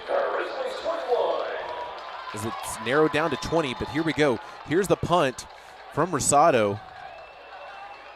And the bobble coming out. It looks like McCutcheon was in there, but then right there at the very end, I think that it's either, no, that was number 42, Scott Rutan, the junior linebacker, who's able to move downfield and continue to play till the whistle blows. He snagged that football like I'm snagging candy out of a trick-or-treater's hands. Don't actually do that. No, we don't need to do that. We don't take candy from others. We don't condone that type of behavior.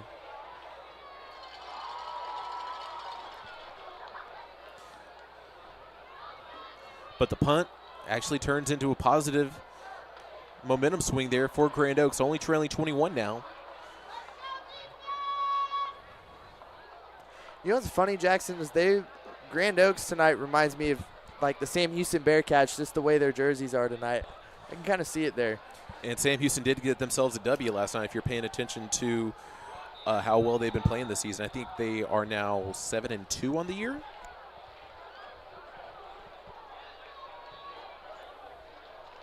But very much so. I do like the all orange. I love the color scheme that Grand Oaks has.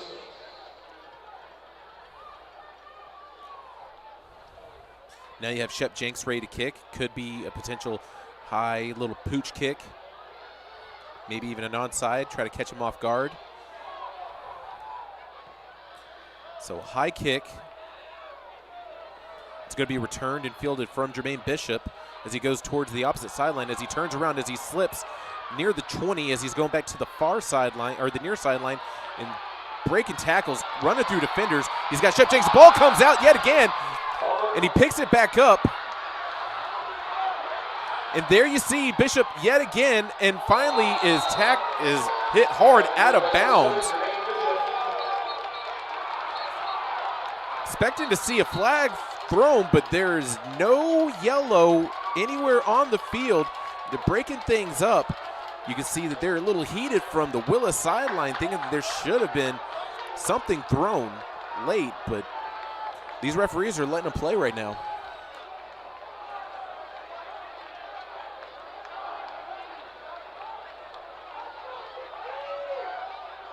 Penalty flag after the play. There it is. It's a late penalty flag. It's right at midfield thrown now.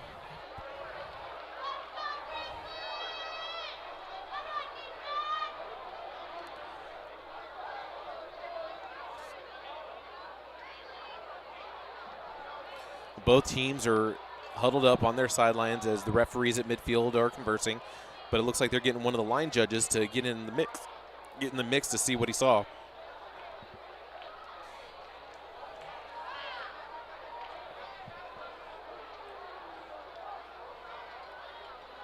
You're just seeing from both teams now. Both teams really just want to win this ball game.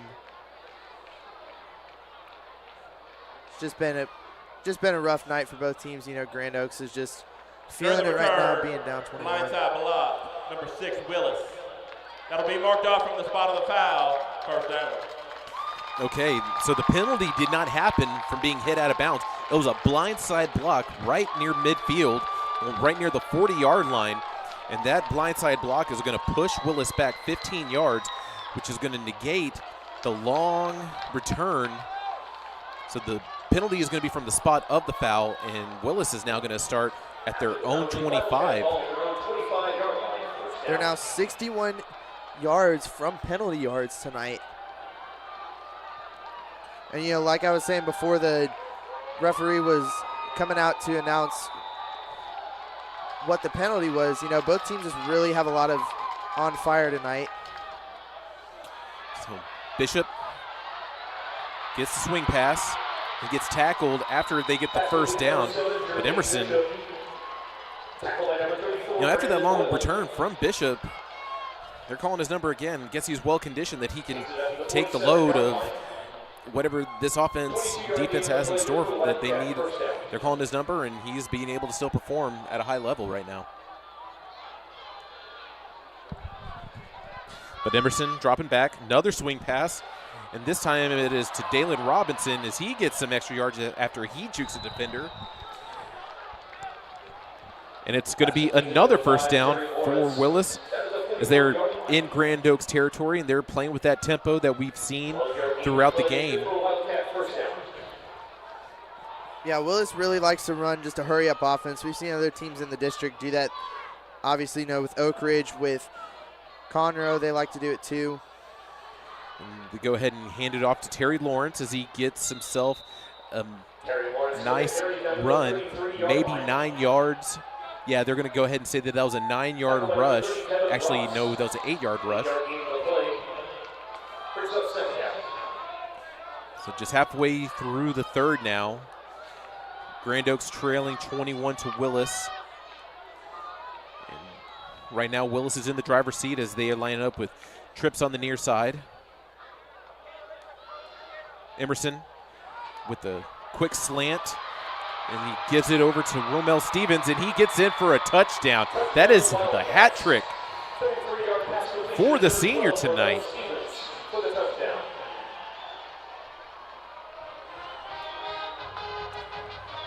Yeah, what a way for Stevens just to get open. You know, Emerson was really just able to see him downfield, be able to read what the defense was throwing there, and he was able just to find Stevens downfield for a score for Willis. Yeah, Stevens is having himself quite a night here. Pending the extra point, Willis will regain that 28-point lead. Right now it's 27. But Emerson and Stevens have been in sync tonight. And not to mention just the yards after catch that Stevens has been able to get. Unsportsmanlike. Number 6, number 11, and number 12 from Willis. Doing the zombie land to the net. Well, there's another flag on Willis for unsportsmanlike. Those are going to be enforced following the extra point.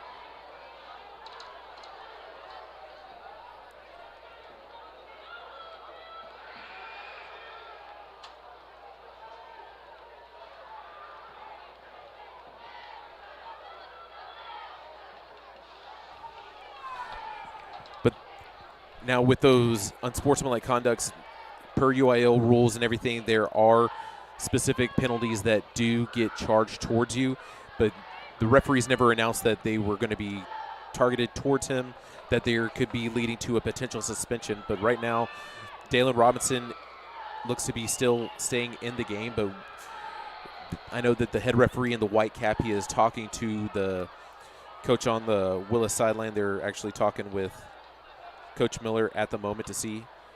But right now, there's no announcement of any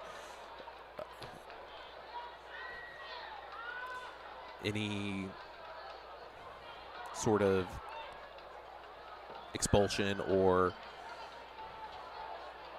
suspension from the rest of the game. But right now, everyone is lined up ready for the extra point.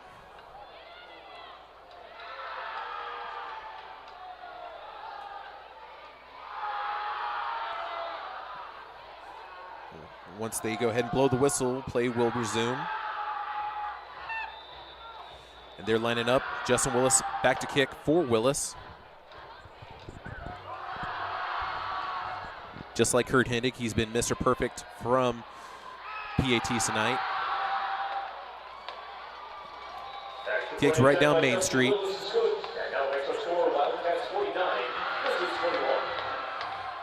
So it's now back a 28-point lead. Willis leading 49-21. We knew coming into the matchup tonight that it was going to be one of these high-scoring games. Willis has been able to put up at least 60 on some of his opponents. But I will actually have to commend the way that Grand Oaks has played tonight, because if you look at a lot of the scoreboards from throughout the district, Willis allowed Conroe to get only one touchdown on him. Last week, Oak Ridge was able to get 17. Grand Oaks has outplayed both of those teams tonight by actually getting more, scoring more against Willis tonight. So not that many teams have been able to put up high points against Willis. The only other teams, I believe, have been the Woodlands. Yeah, and you know, that game with the Woodlands, you know, I was watching that game. I was actually there at that game. It really came down to a game-ending field goal that Willis had to kick against the Woodlands. So really just shows you how deserving of that number 2 spot the Woodlands is. Yeah, I remember watching the end of that just to tune in, because it was one of those Thursday nights that I actually got to watch the game from home instead of on our YouTube stream. But I was able to tune in and watch it because that was one of the must-see games of the season. Anytime that Willis and the Woodlands are playing, those are the ones that you want to see, because right now, the last 2 seasons, it has been Willis taking over the Woodlands. But tonight, we're talking more about Grand Oaks. But Grand Oaks is holding their own, because we know that this Willis offense is high-flying and not afraid to throw downfield. And it's a returnable putt or returnable kick here from Grand Oaks, and they get an excellent return downfield. And Dylan Walker, and there is some exchanging. There's some verbal exchanges after the play. But just watch this return here being fielded from Walker from the 20, able to get over to midfield. Getting pushed out of bounds.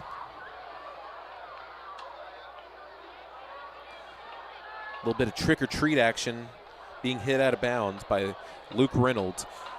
But a lot of the delay from the referees. There could be some warnings being dished out. We don't know. They haven't made any announcements, but they're back conversing at midfield right now. It was a really great punt return or a kickoff return there by Grand Oaks. Either way, no matter the penalty. Well, I don't see any yellow on the field.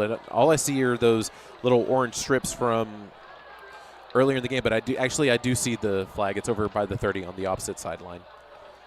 It's over near the Willis sideline. But it makes you wonder, have there been any warnings that have been enforced to both sidelines if there have been these type of late unsportsmanlike style hits from both teams, because you're prolonging the game, you're slowing down the momentum that both teams have, and we're trying to see what would eventually happen if there are any type of warnings, because we haven't seen any players deemed ineligible from any type of playing. But we're waiting for head referee. But they're all conversing with both teams right now. All right, here we go. From the head referee is about to turn his mic on. Let us know what transpired. Looks like it is going to be a penalty on Willis. Offsides, kicking team. Holding. During the return, Grand Oaks, those penalties offset. We will re-kick. Okay. So the big return will not stand, and Willis is going to go ahead and do a re-kick from the offsides and the hold. But since the previous penalties were enforced from the unsportsmanlike before the extra point, Willis is still kicking back further. Instead of kicking off from the 40, they're still going to be kicking off from, I believe, the 25. Yeah, you're gonna see Goss scoot up. He was around the 10-yard line earlier, and now he's at around the 30-yard line.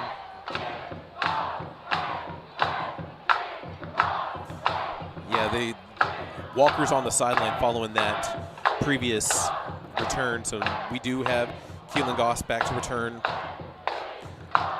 near the far sideline, and then there's number 6, Darnell Jackson.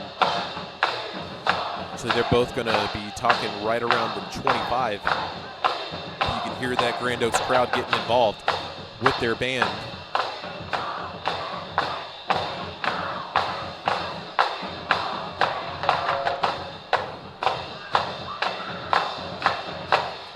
About a decent amount of the crowd here on both sides of the Wood Forest Bank Stadium. Yeah.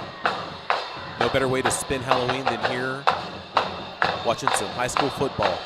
It's going to be returned by Goss. He broke one tackle. Yeah, able to get stopped by the 35. You can see there's no love lost from these teams tonight. They are both playing with a lot of emotion. And we're going to see Grand Oaks offense for their second possession now. Yeah, and speaking of that last possession by Grand Oaks, just wow. Yeah, you're punting it off, and the muff punt turns into a touchdown. And that was 42, Scott Rutan, just to make sure you have that on your score sheet if you're keeping score at home. You know, we keep score in the booth here and make sure that we try to document every scoring play and each first down and penalty. It's going to be a handoff over to Willis, and we're seeing late flags thrown from midfield. Now, I saw a lot of flags last week from the Conroe-Caney Creek game. It's been a fairly quiet game in the first half. We're seeing a lot more penalties now here in the second half.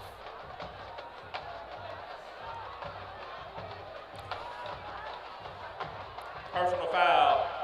Mass.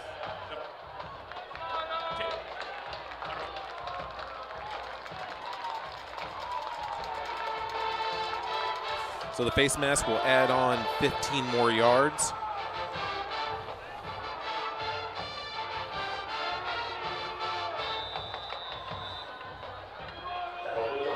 Yeah, that's close to 91 yards and 91 penalty yards tonight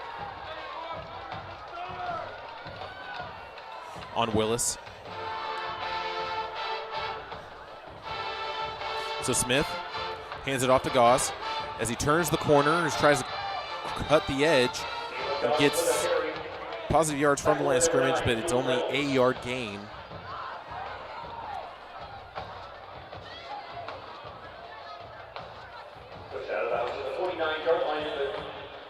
Yeah, Grand Oaks trying to get anything here to try to get back in this ball game. They have 5 minutes and 16 seconds left in the third quarter here. Yeah.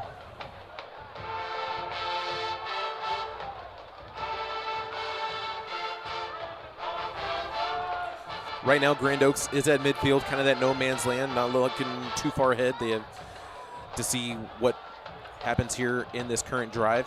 Play action, Smith looking downfield, plenty of time, looking for Cloud, thrown in double coverage, and just short. Yeah, there was Tyshawn Nixon and Jermaine Bishop in coverage on Cloud.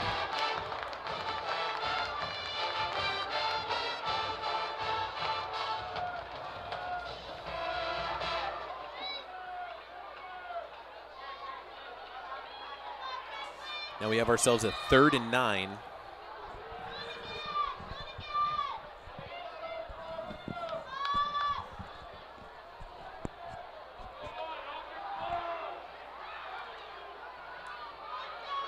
Back in the pistol. Smith, 2-step drop. Sees an opening, he decides to keep it himself as he slides near the sticks, and he's going to say that he got the first down. But they're going to say that he gave himself up close to the first down marker. It's going to be a 4th and 3. They're going to say, so right here, even though it looked like he got it, they're going to call him down where he started to give himself up, Peyton, instead of where he ended up sliding. So Smith, as they hand it off, and it's going to be another turnover on downs as Goss is unable to get anywhere except for back to the line of scrimmage. Yeah, it was a good running attempt there for Goss, trying to get positive yards for Grand Oaks, and he just got nothing there. Yeah, it's a tough break there for Grand Oaks, especially the good run that Smith just had to get them in that close 4th down territory that they were in. But now we're going to see Willis bring their offense back out. This is going to be the second possession from the offense tonight, and their 9th one total, and they are coming into this possession. They are 7 for 8 in scoring, and Emerson going with the option, decides to keep it himself, and he started to go down and slide, and that'll be a 4-yard gain for him.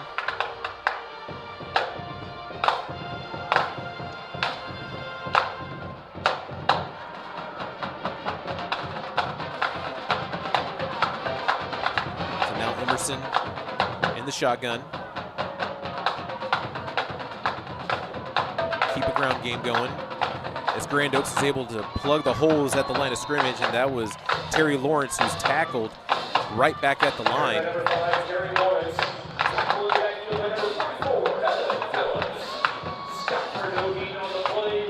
Yeah, Yeah, Evan Phillips, the senior linebacker there, was just able to get in that line of scrimmage and just make a play there, commanding that Grand Oaks offense there, or defense there, really just putting a stop to Willis here. So now 3rd and 6. Emerson throws the middle of the field and is almost intercepted. And that was number 1, Griffin Tillis, who just came out of his hands. But there is a late flag. It's going to be a dead ball foul. Potentially, looks like it's a penalty that's going to be on Grand Oaks, which will give Willis positive yards.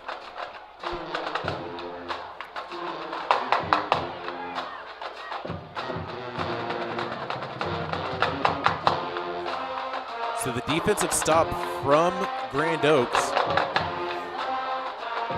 where they're able to draw a 3-and-out, which would have been the first 3-and-out of the game, to Willis, gets nullified. Now that 6th penalty of the night for Grand Oaks.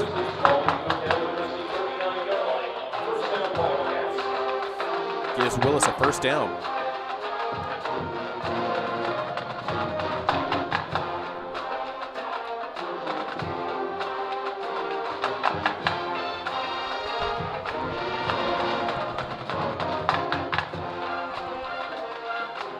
So another handoff up the middle to Lawrence as he's still running, as he cuts back upfield, as he goes towards the far sideline and he crosses the plane as he's in for a score for a 39-yard rushing touchdown.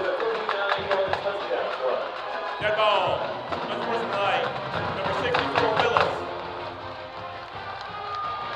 And now there's going to be a dead ball foul on Willis.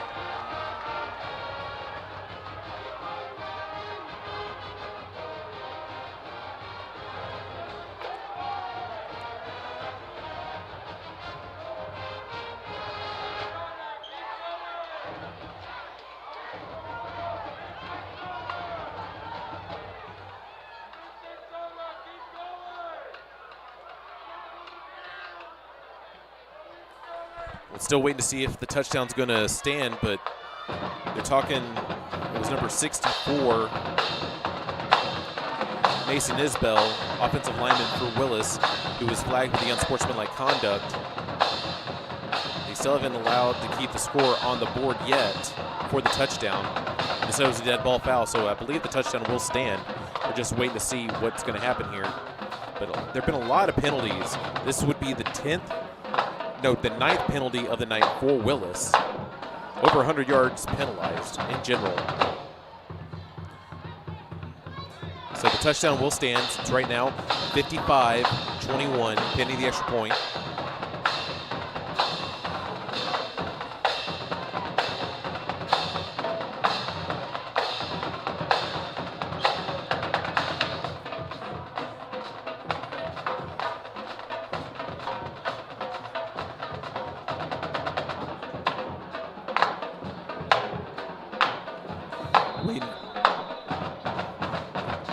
Extra point kick.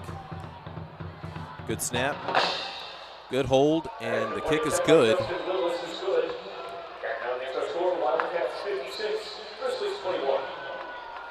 So 56-21, Willis.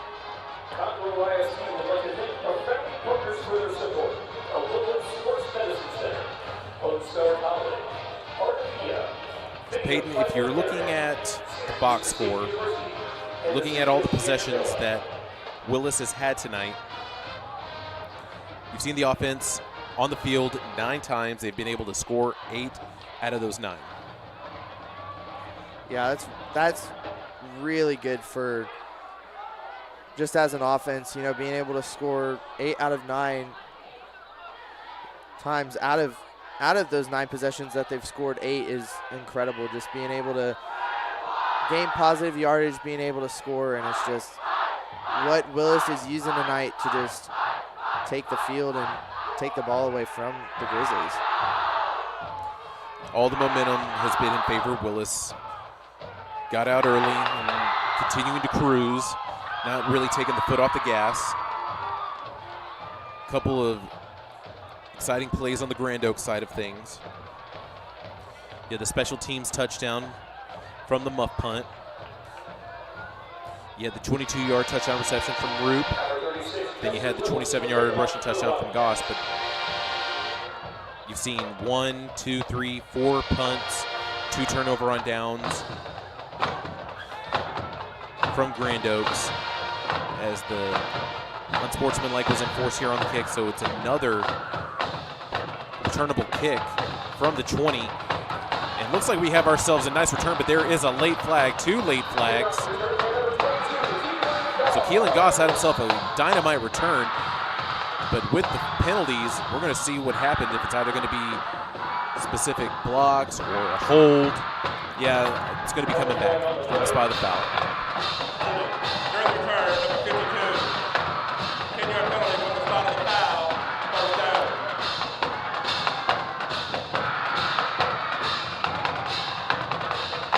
And you could see where some of the discipline is starting to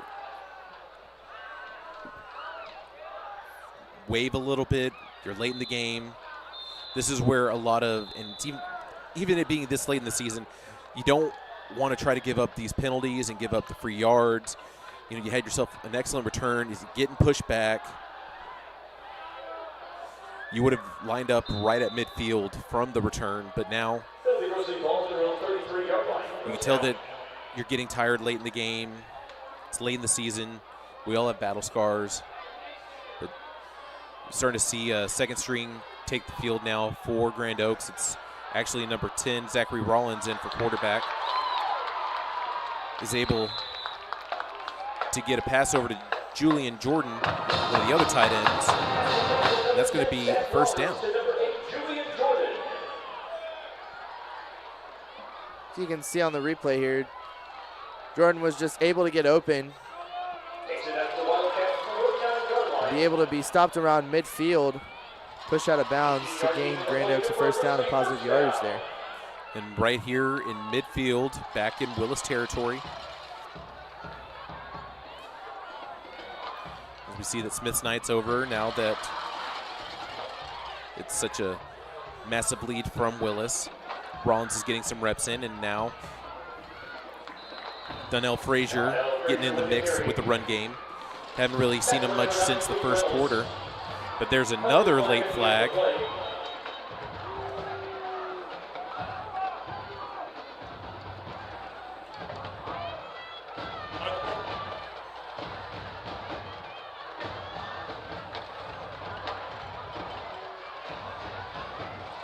Unable to really hear from the referee. The mic went out, but looks to be a penalty that's going to be enforced against Grand Oaks, most likely another unsportsmanlike penalty. And now it pushes them back for a 2nd and 21.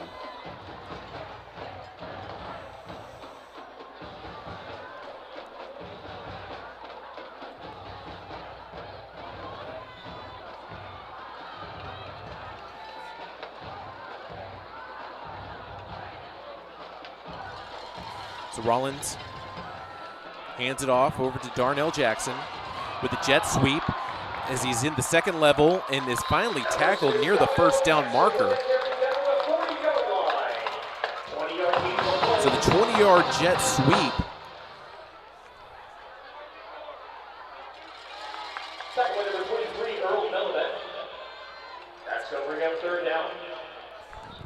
Yeah, great run there from Jackson, just being able to get Grand Oaks up the field.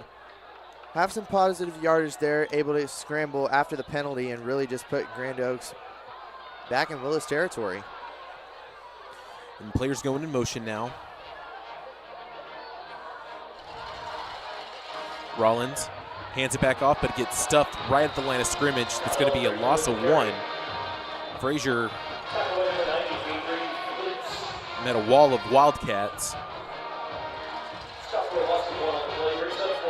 It's now 4th and 2. It's right around that no man's land here, right at the 40. No reason to try to punt it off. See if you can try to convert. They're 0 for 2 tonight on fourth conversions.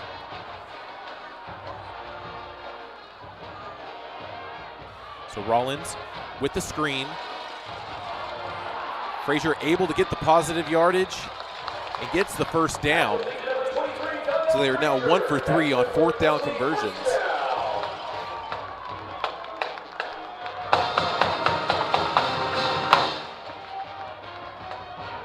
Yeah, really good job there by Grand Oaks offense. Really just been able to convert on that fourth down and get a fresh set of downs there. Grand Oaks now having the ability to try to score and cut this deficit here. Yeah, Willis leading by 35 at the moment. Another jet sweep. And that was number 14, Tyshawn Nixon, finding Darnell Jackson, putting a stop for a big loss. It's now going to be 2nd and 15.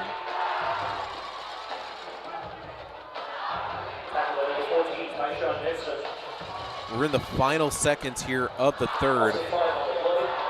I think that Coach McDowell's just going to let the clock roll to 0 and swap sides of the field because there's only 5 seconds remaining here. And that does it for the third quarter. We're going to swap sides for the fourth quarter. We have 12 minutes of football left. That was a pretty long third quarter. A lot of penalties in the third quarter. As we get Sandstorm going, kind of Grand Oaks little thing they start to do.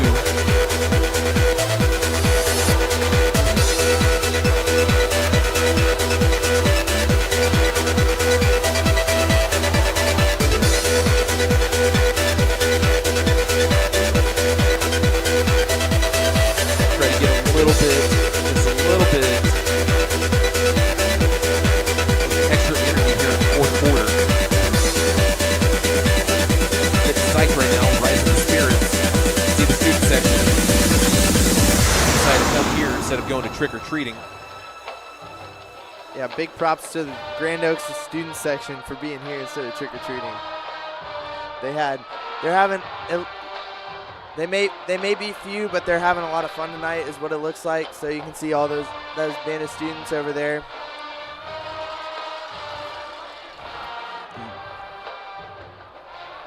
Very much so. Glad that they're able to turn down a bunch of candy. I'm sure that they probably might have some somewhere once they get home. If they have any siblings, you know they're going to be raiding their candy stash once they get home. Yeah, there was one point where even my siblings like to get in it during Halloween. Get crazy with the candy. My sister has to hide candy from my brother so he will not try to steal it. Now, does your dad do the dad tax? All the time, 100% all the time. That is one thing you will see in the Reeves household constantly is the dad tax. And there's a big loss there from Grand Oaks. That's going to push them back even further. It's going to be 3rd, and I would say it's 3rd and 20.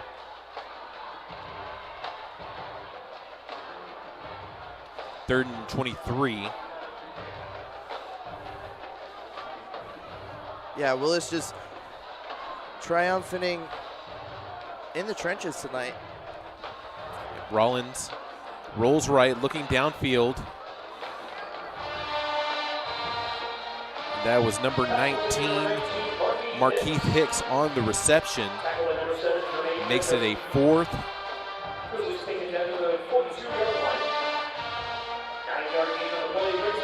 And makes it a 4th and 16. Grand Oaks looks like they're going to keep their offense out here.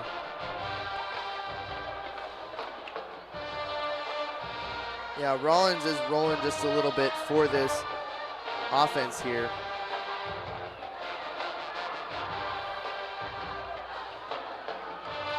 Rollins lined up in the pistol. You have a bunch formation. Man in motion for Grand Oaks. It's going to be an incomplete pass, and it's going to be a turnover on downs. That'll be a turnover on downs to the Wildcats. We're going to see Willis bring their offense back on the field here. This will be their 3rd possession this half.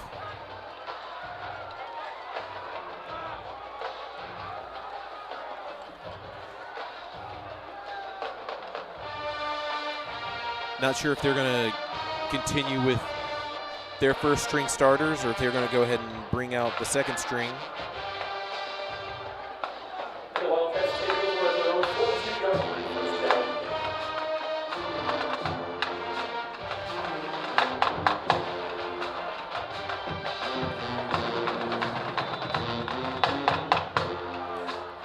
Yeah, Emerson tonight's going to be done. That's going to be number 15, Jacoby Blanks, the junior quarterback, taking reps now for Willis.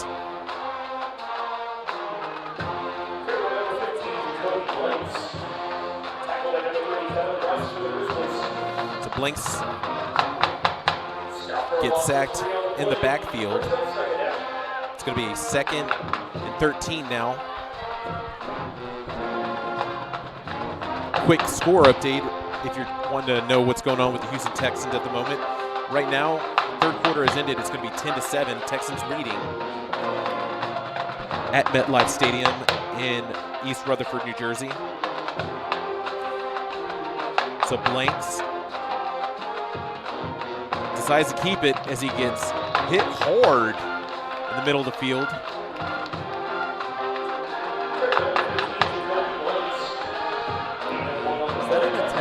Jersey accent? I don't know what happened there. I mean, hey, y'all know he's here all week, so you know there's going to be some jokes, going to be some laughs up here in the booth. So trying to liven it up a little bit. Got a couple tricks and a couple treats in store for you. I see what you did there. Willis going empty. Blanks. Two-step drop. Throws downfield near the sideline. Incomplete, looking for Carter Williams, number 19, junior wide receiver, and we're going to see the punt team make their way back out on the field.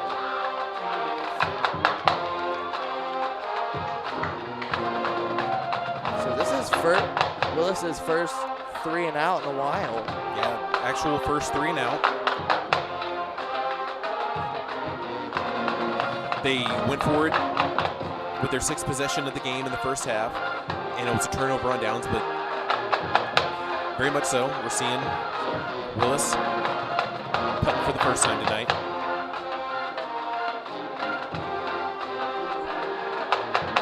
Nice booming kick from Willis.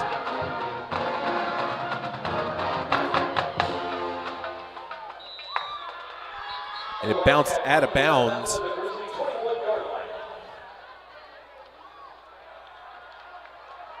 Goss didn't want anyone near it.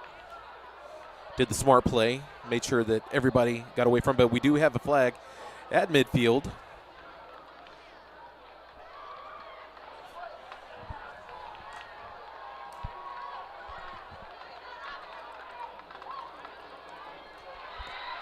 Yeah, Goss said, hey, don't touch this candy. It's bad. Get away from it. Yep. Don't eat it. Don't eat it. I'm not a big taffy person, so if it was lining up over the center, 5 yards from the end of the kick, first down. If it was some sort of saltwater taffy, not really a fan. Yeah, I wasn't really a huge fan of that. One of the weird things that I do like, though, the banana flavored Laffy Taffy. I don't know why. I always was, and that was the candy that some of my friends couldn't stand, and I guess I just made myself believe that I liked it enough because I would always get it. When no one wanted the banana Laffy Taffy, I was the one that would always end up getting it. See, if I have a sore throat, I'm the one who's like, I'll take a grape Jolly Rancher. I know that's not on the top flavors of Jolly Ranchers, but I do like those every once in a while. I think that's kind of a weird candy that no one really pays attention to a whole lot. Yeah, Jolly Ranchers don't get the recognition and the respect that they deserve, as it's a nice, big, dominating run there. So number 18, Bryce Turner. First time we've called his name tonight. Yeah. Bryce the Burner Turner getting some excellent yards. Starting deep. So here comes the replay. Turner, open lane right up the middle.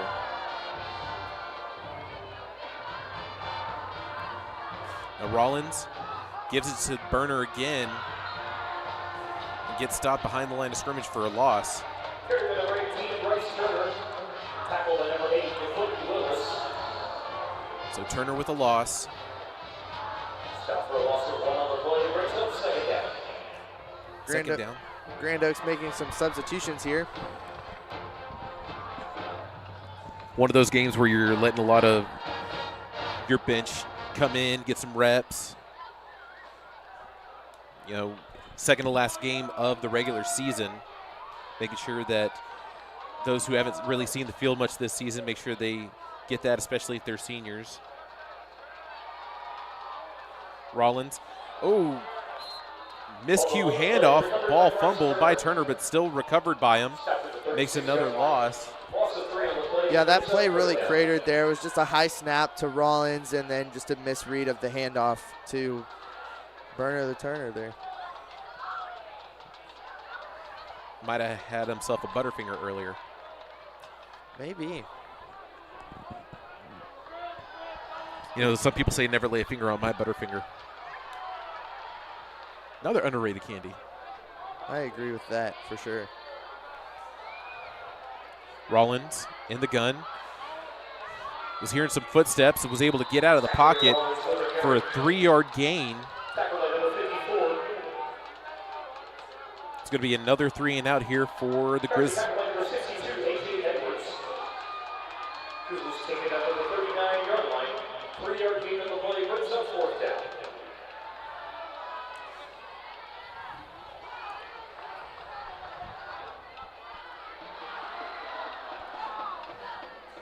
Number 35, Caden Rosado, back to punt. And you can see number 7, Jermaine Bishop, back to return for Willis. So Rosado has been able to put some punts inside the 20. Had one inside the 10 earlier tonight.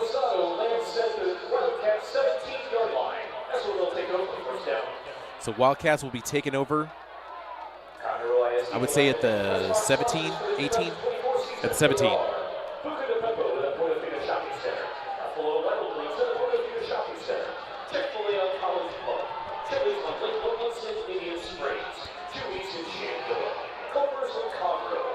So this will be the 11th total drive tonight for the Wildcats. Yep, the 11th time this Willis offense has started a drive. And Blanks hands it off.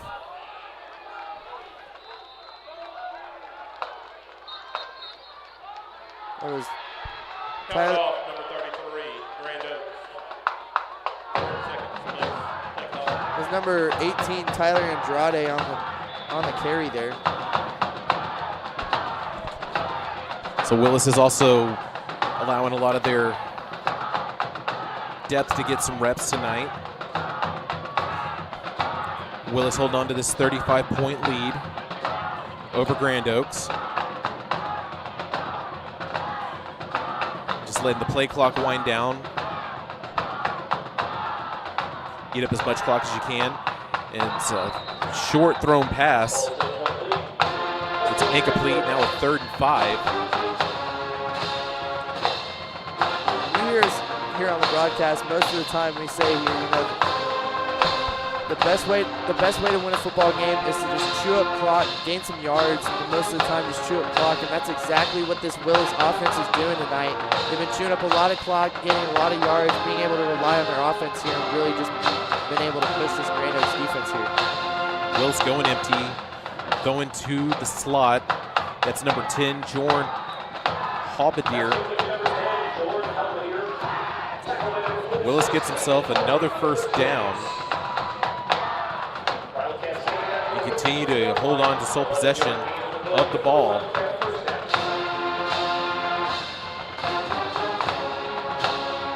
So Willis staying in the driver's seat with the offense.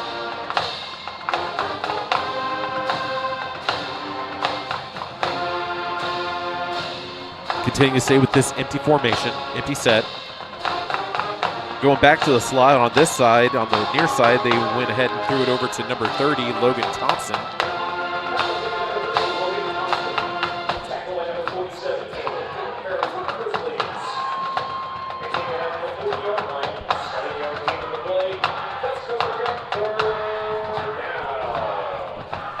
Now it's a third down here.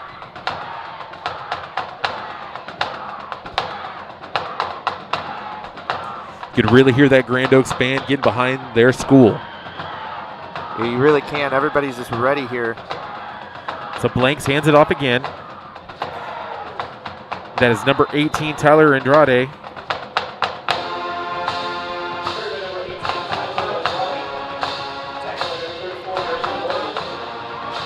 So another first down for Willis.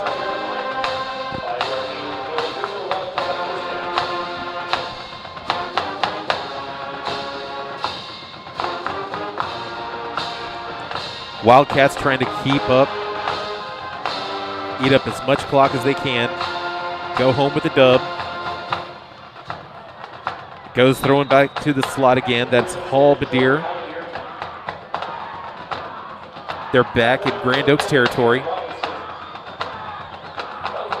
They're really just Willis trying to chew up clock here, throwing some short passes, really able to try to run the short game here to keep their lead.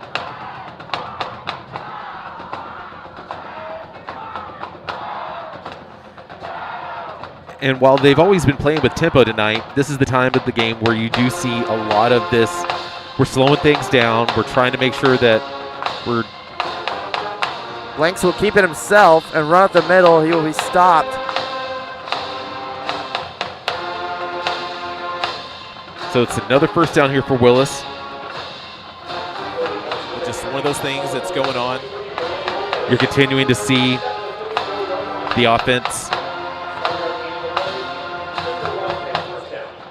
try to let the play clock wind down as much as it possibly can.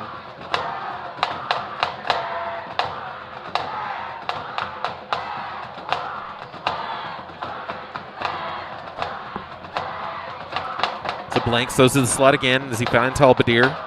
He's been very active in this drive as he gets himself to the 10, 5, crosses the plane for another touchdown.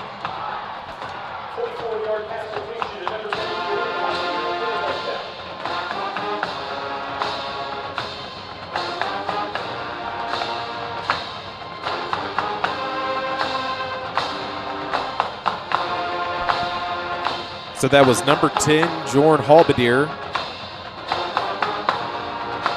with a 40-plus yard touchdown for Willis.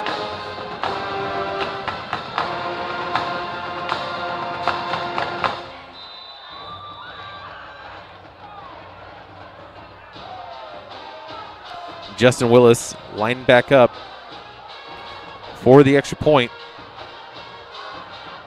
And like we've said tonight, it's just been all Willis. Really, ever since the start of the second half, it's just been nothing but Willis just coming out here and scoring. Yeah, Willis almost kicked it onto the roof. There is a flag in the end zone. Legal substitution. Defense, label for the 12. Willis is just going to decline that penalty.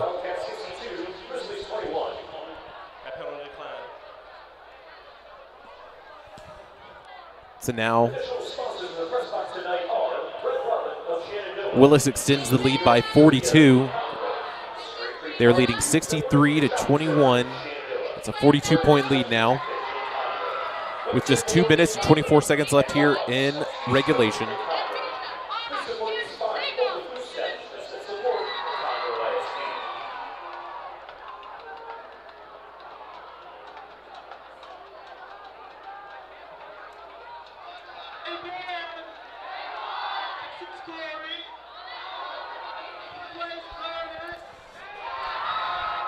We know that a lot of this Grand Oaks band has been trying to make themselves known and heard tonight. I think anyone tuning in tonight, you can clearly hear them. They're wanting to make sure that their presence is known here at the stadium.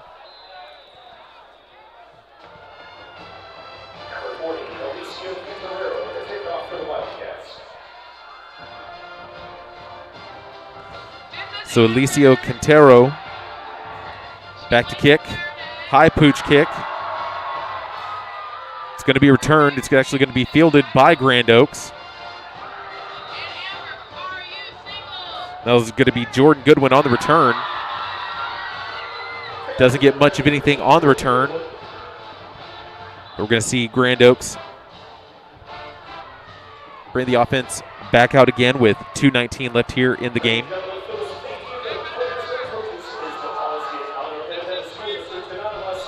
Well, Peyton, if I'm Grand Oaks, if anything, just try your best to not give the ball back to Willis.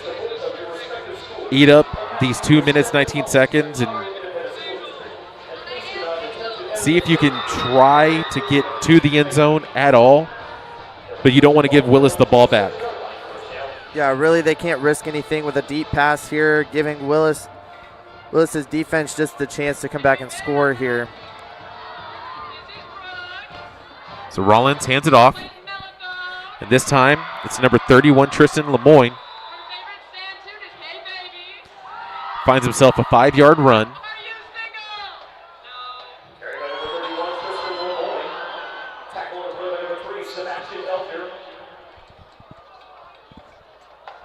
Not the 2-minute warning. But here in high school, we don't have that 2-minute warning that's going to stop the clock.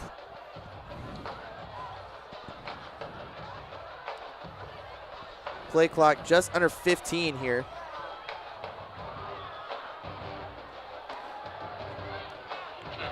But Rollins back in the pistol. They go ahead to hand it off over to Lemoyne again. He gets himself a first down to move the chains. We have a minute and a half left here in the game.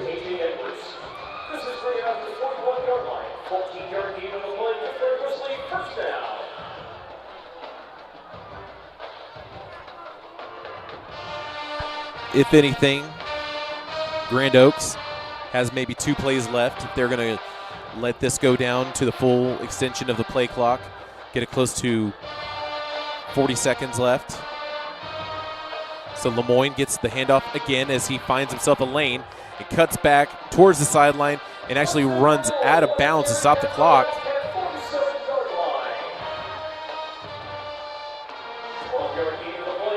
So the 12-yard gain gives Grand Oaks another first down.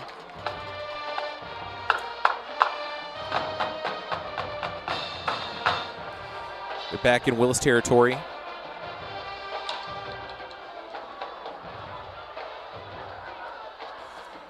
Lemoyne being substituted now by Turner. Bryce Turner in.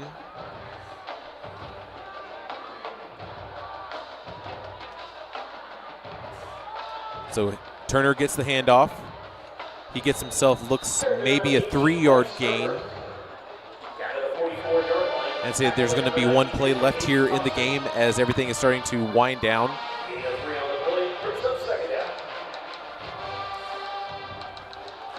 As we are towards the end of our Halloween spectacle here at Woodforest Bank Stadium.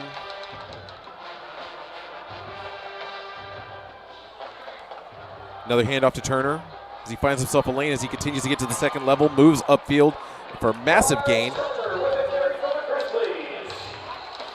That was about a 25-yard run.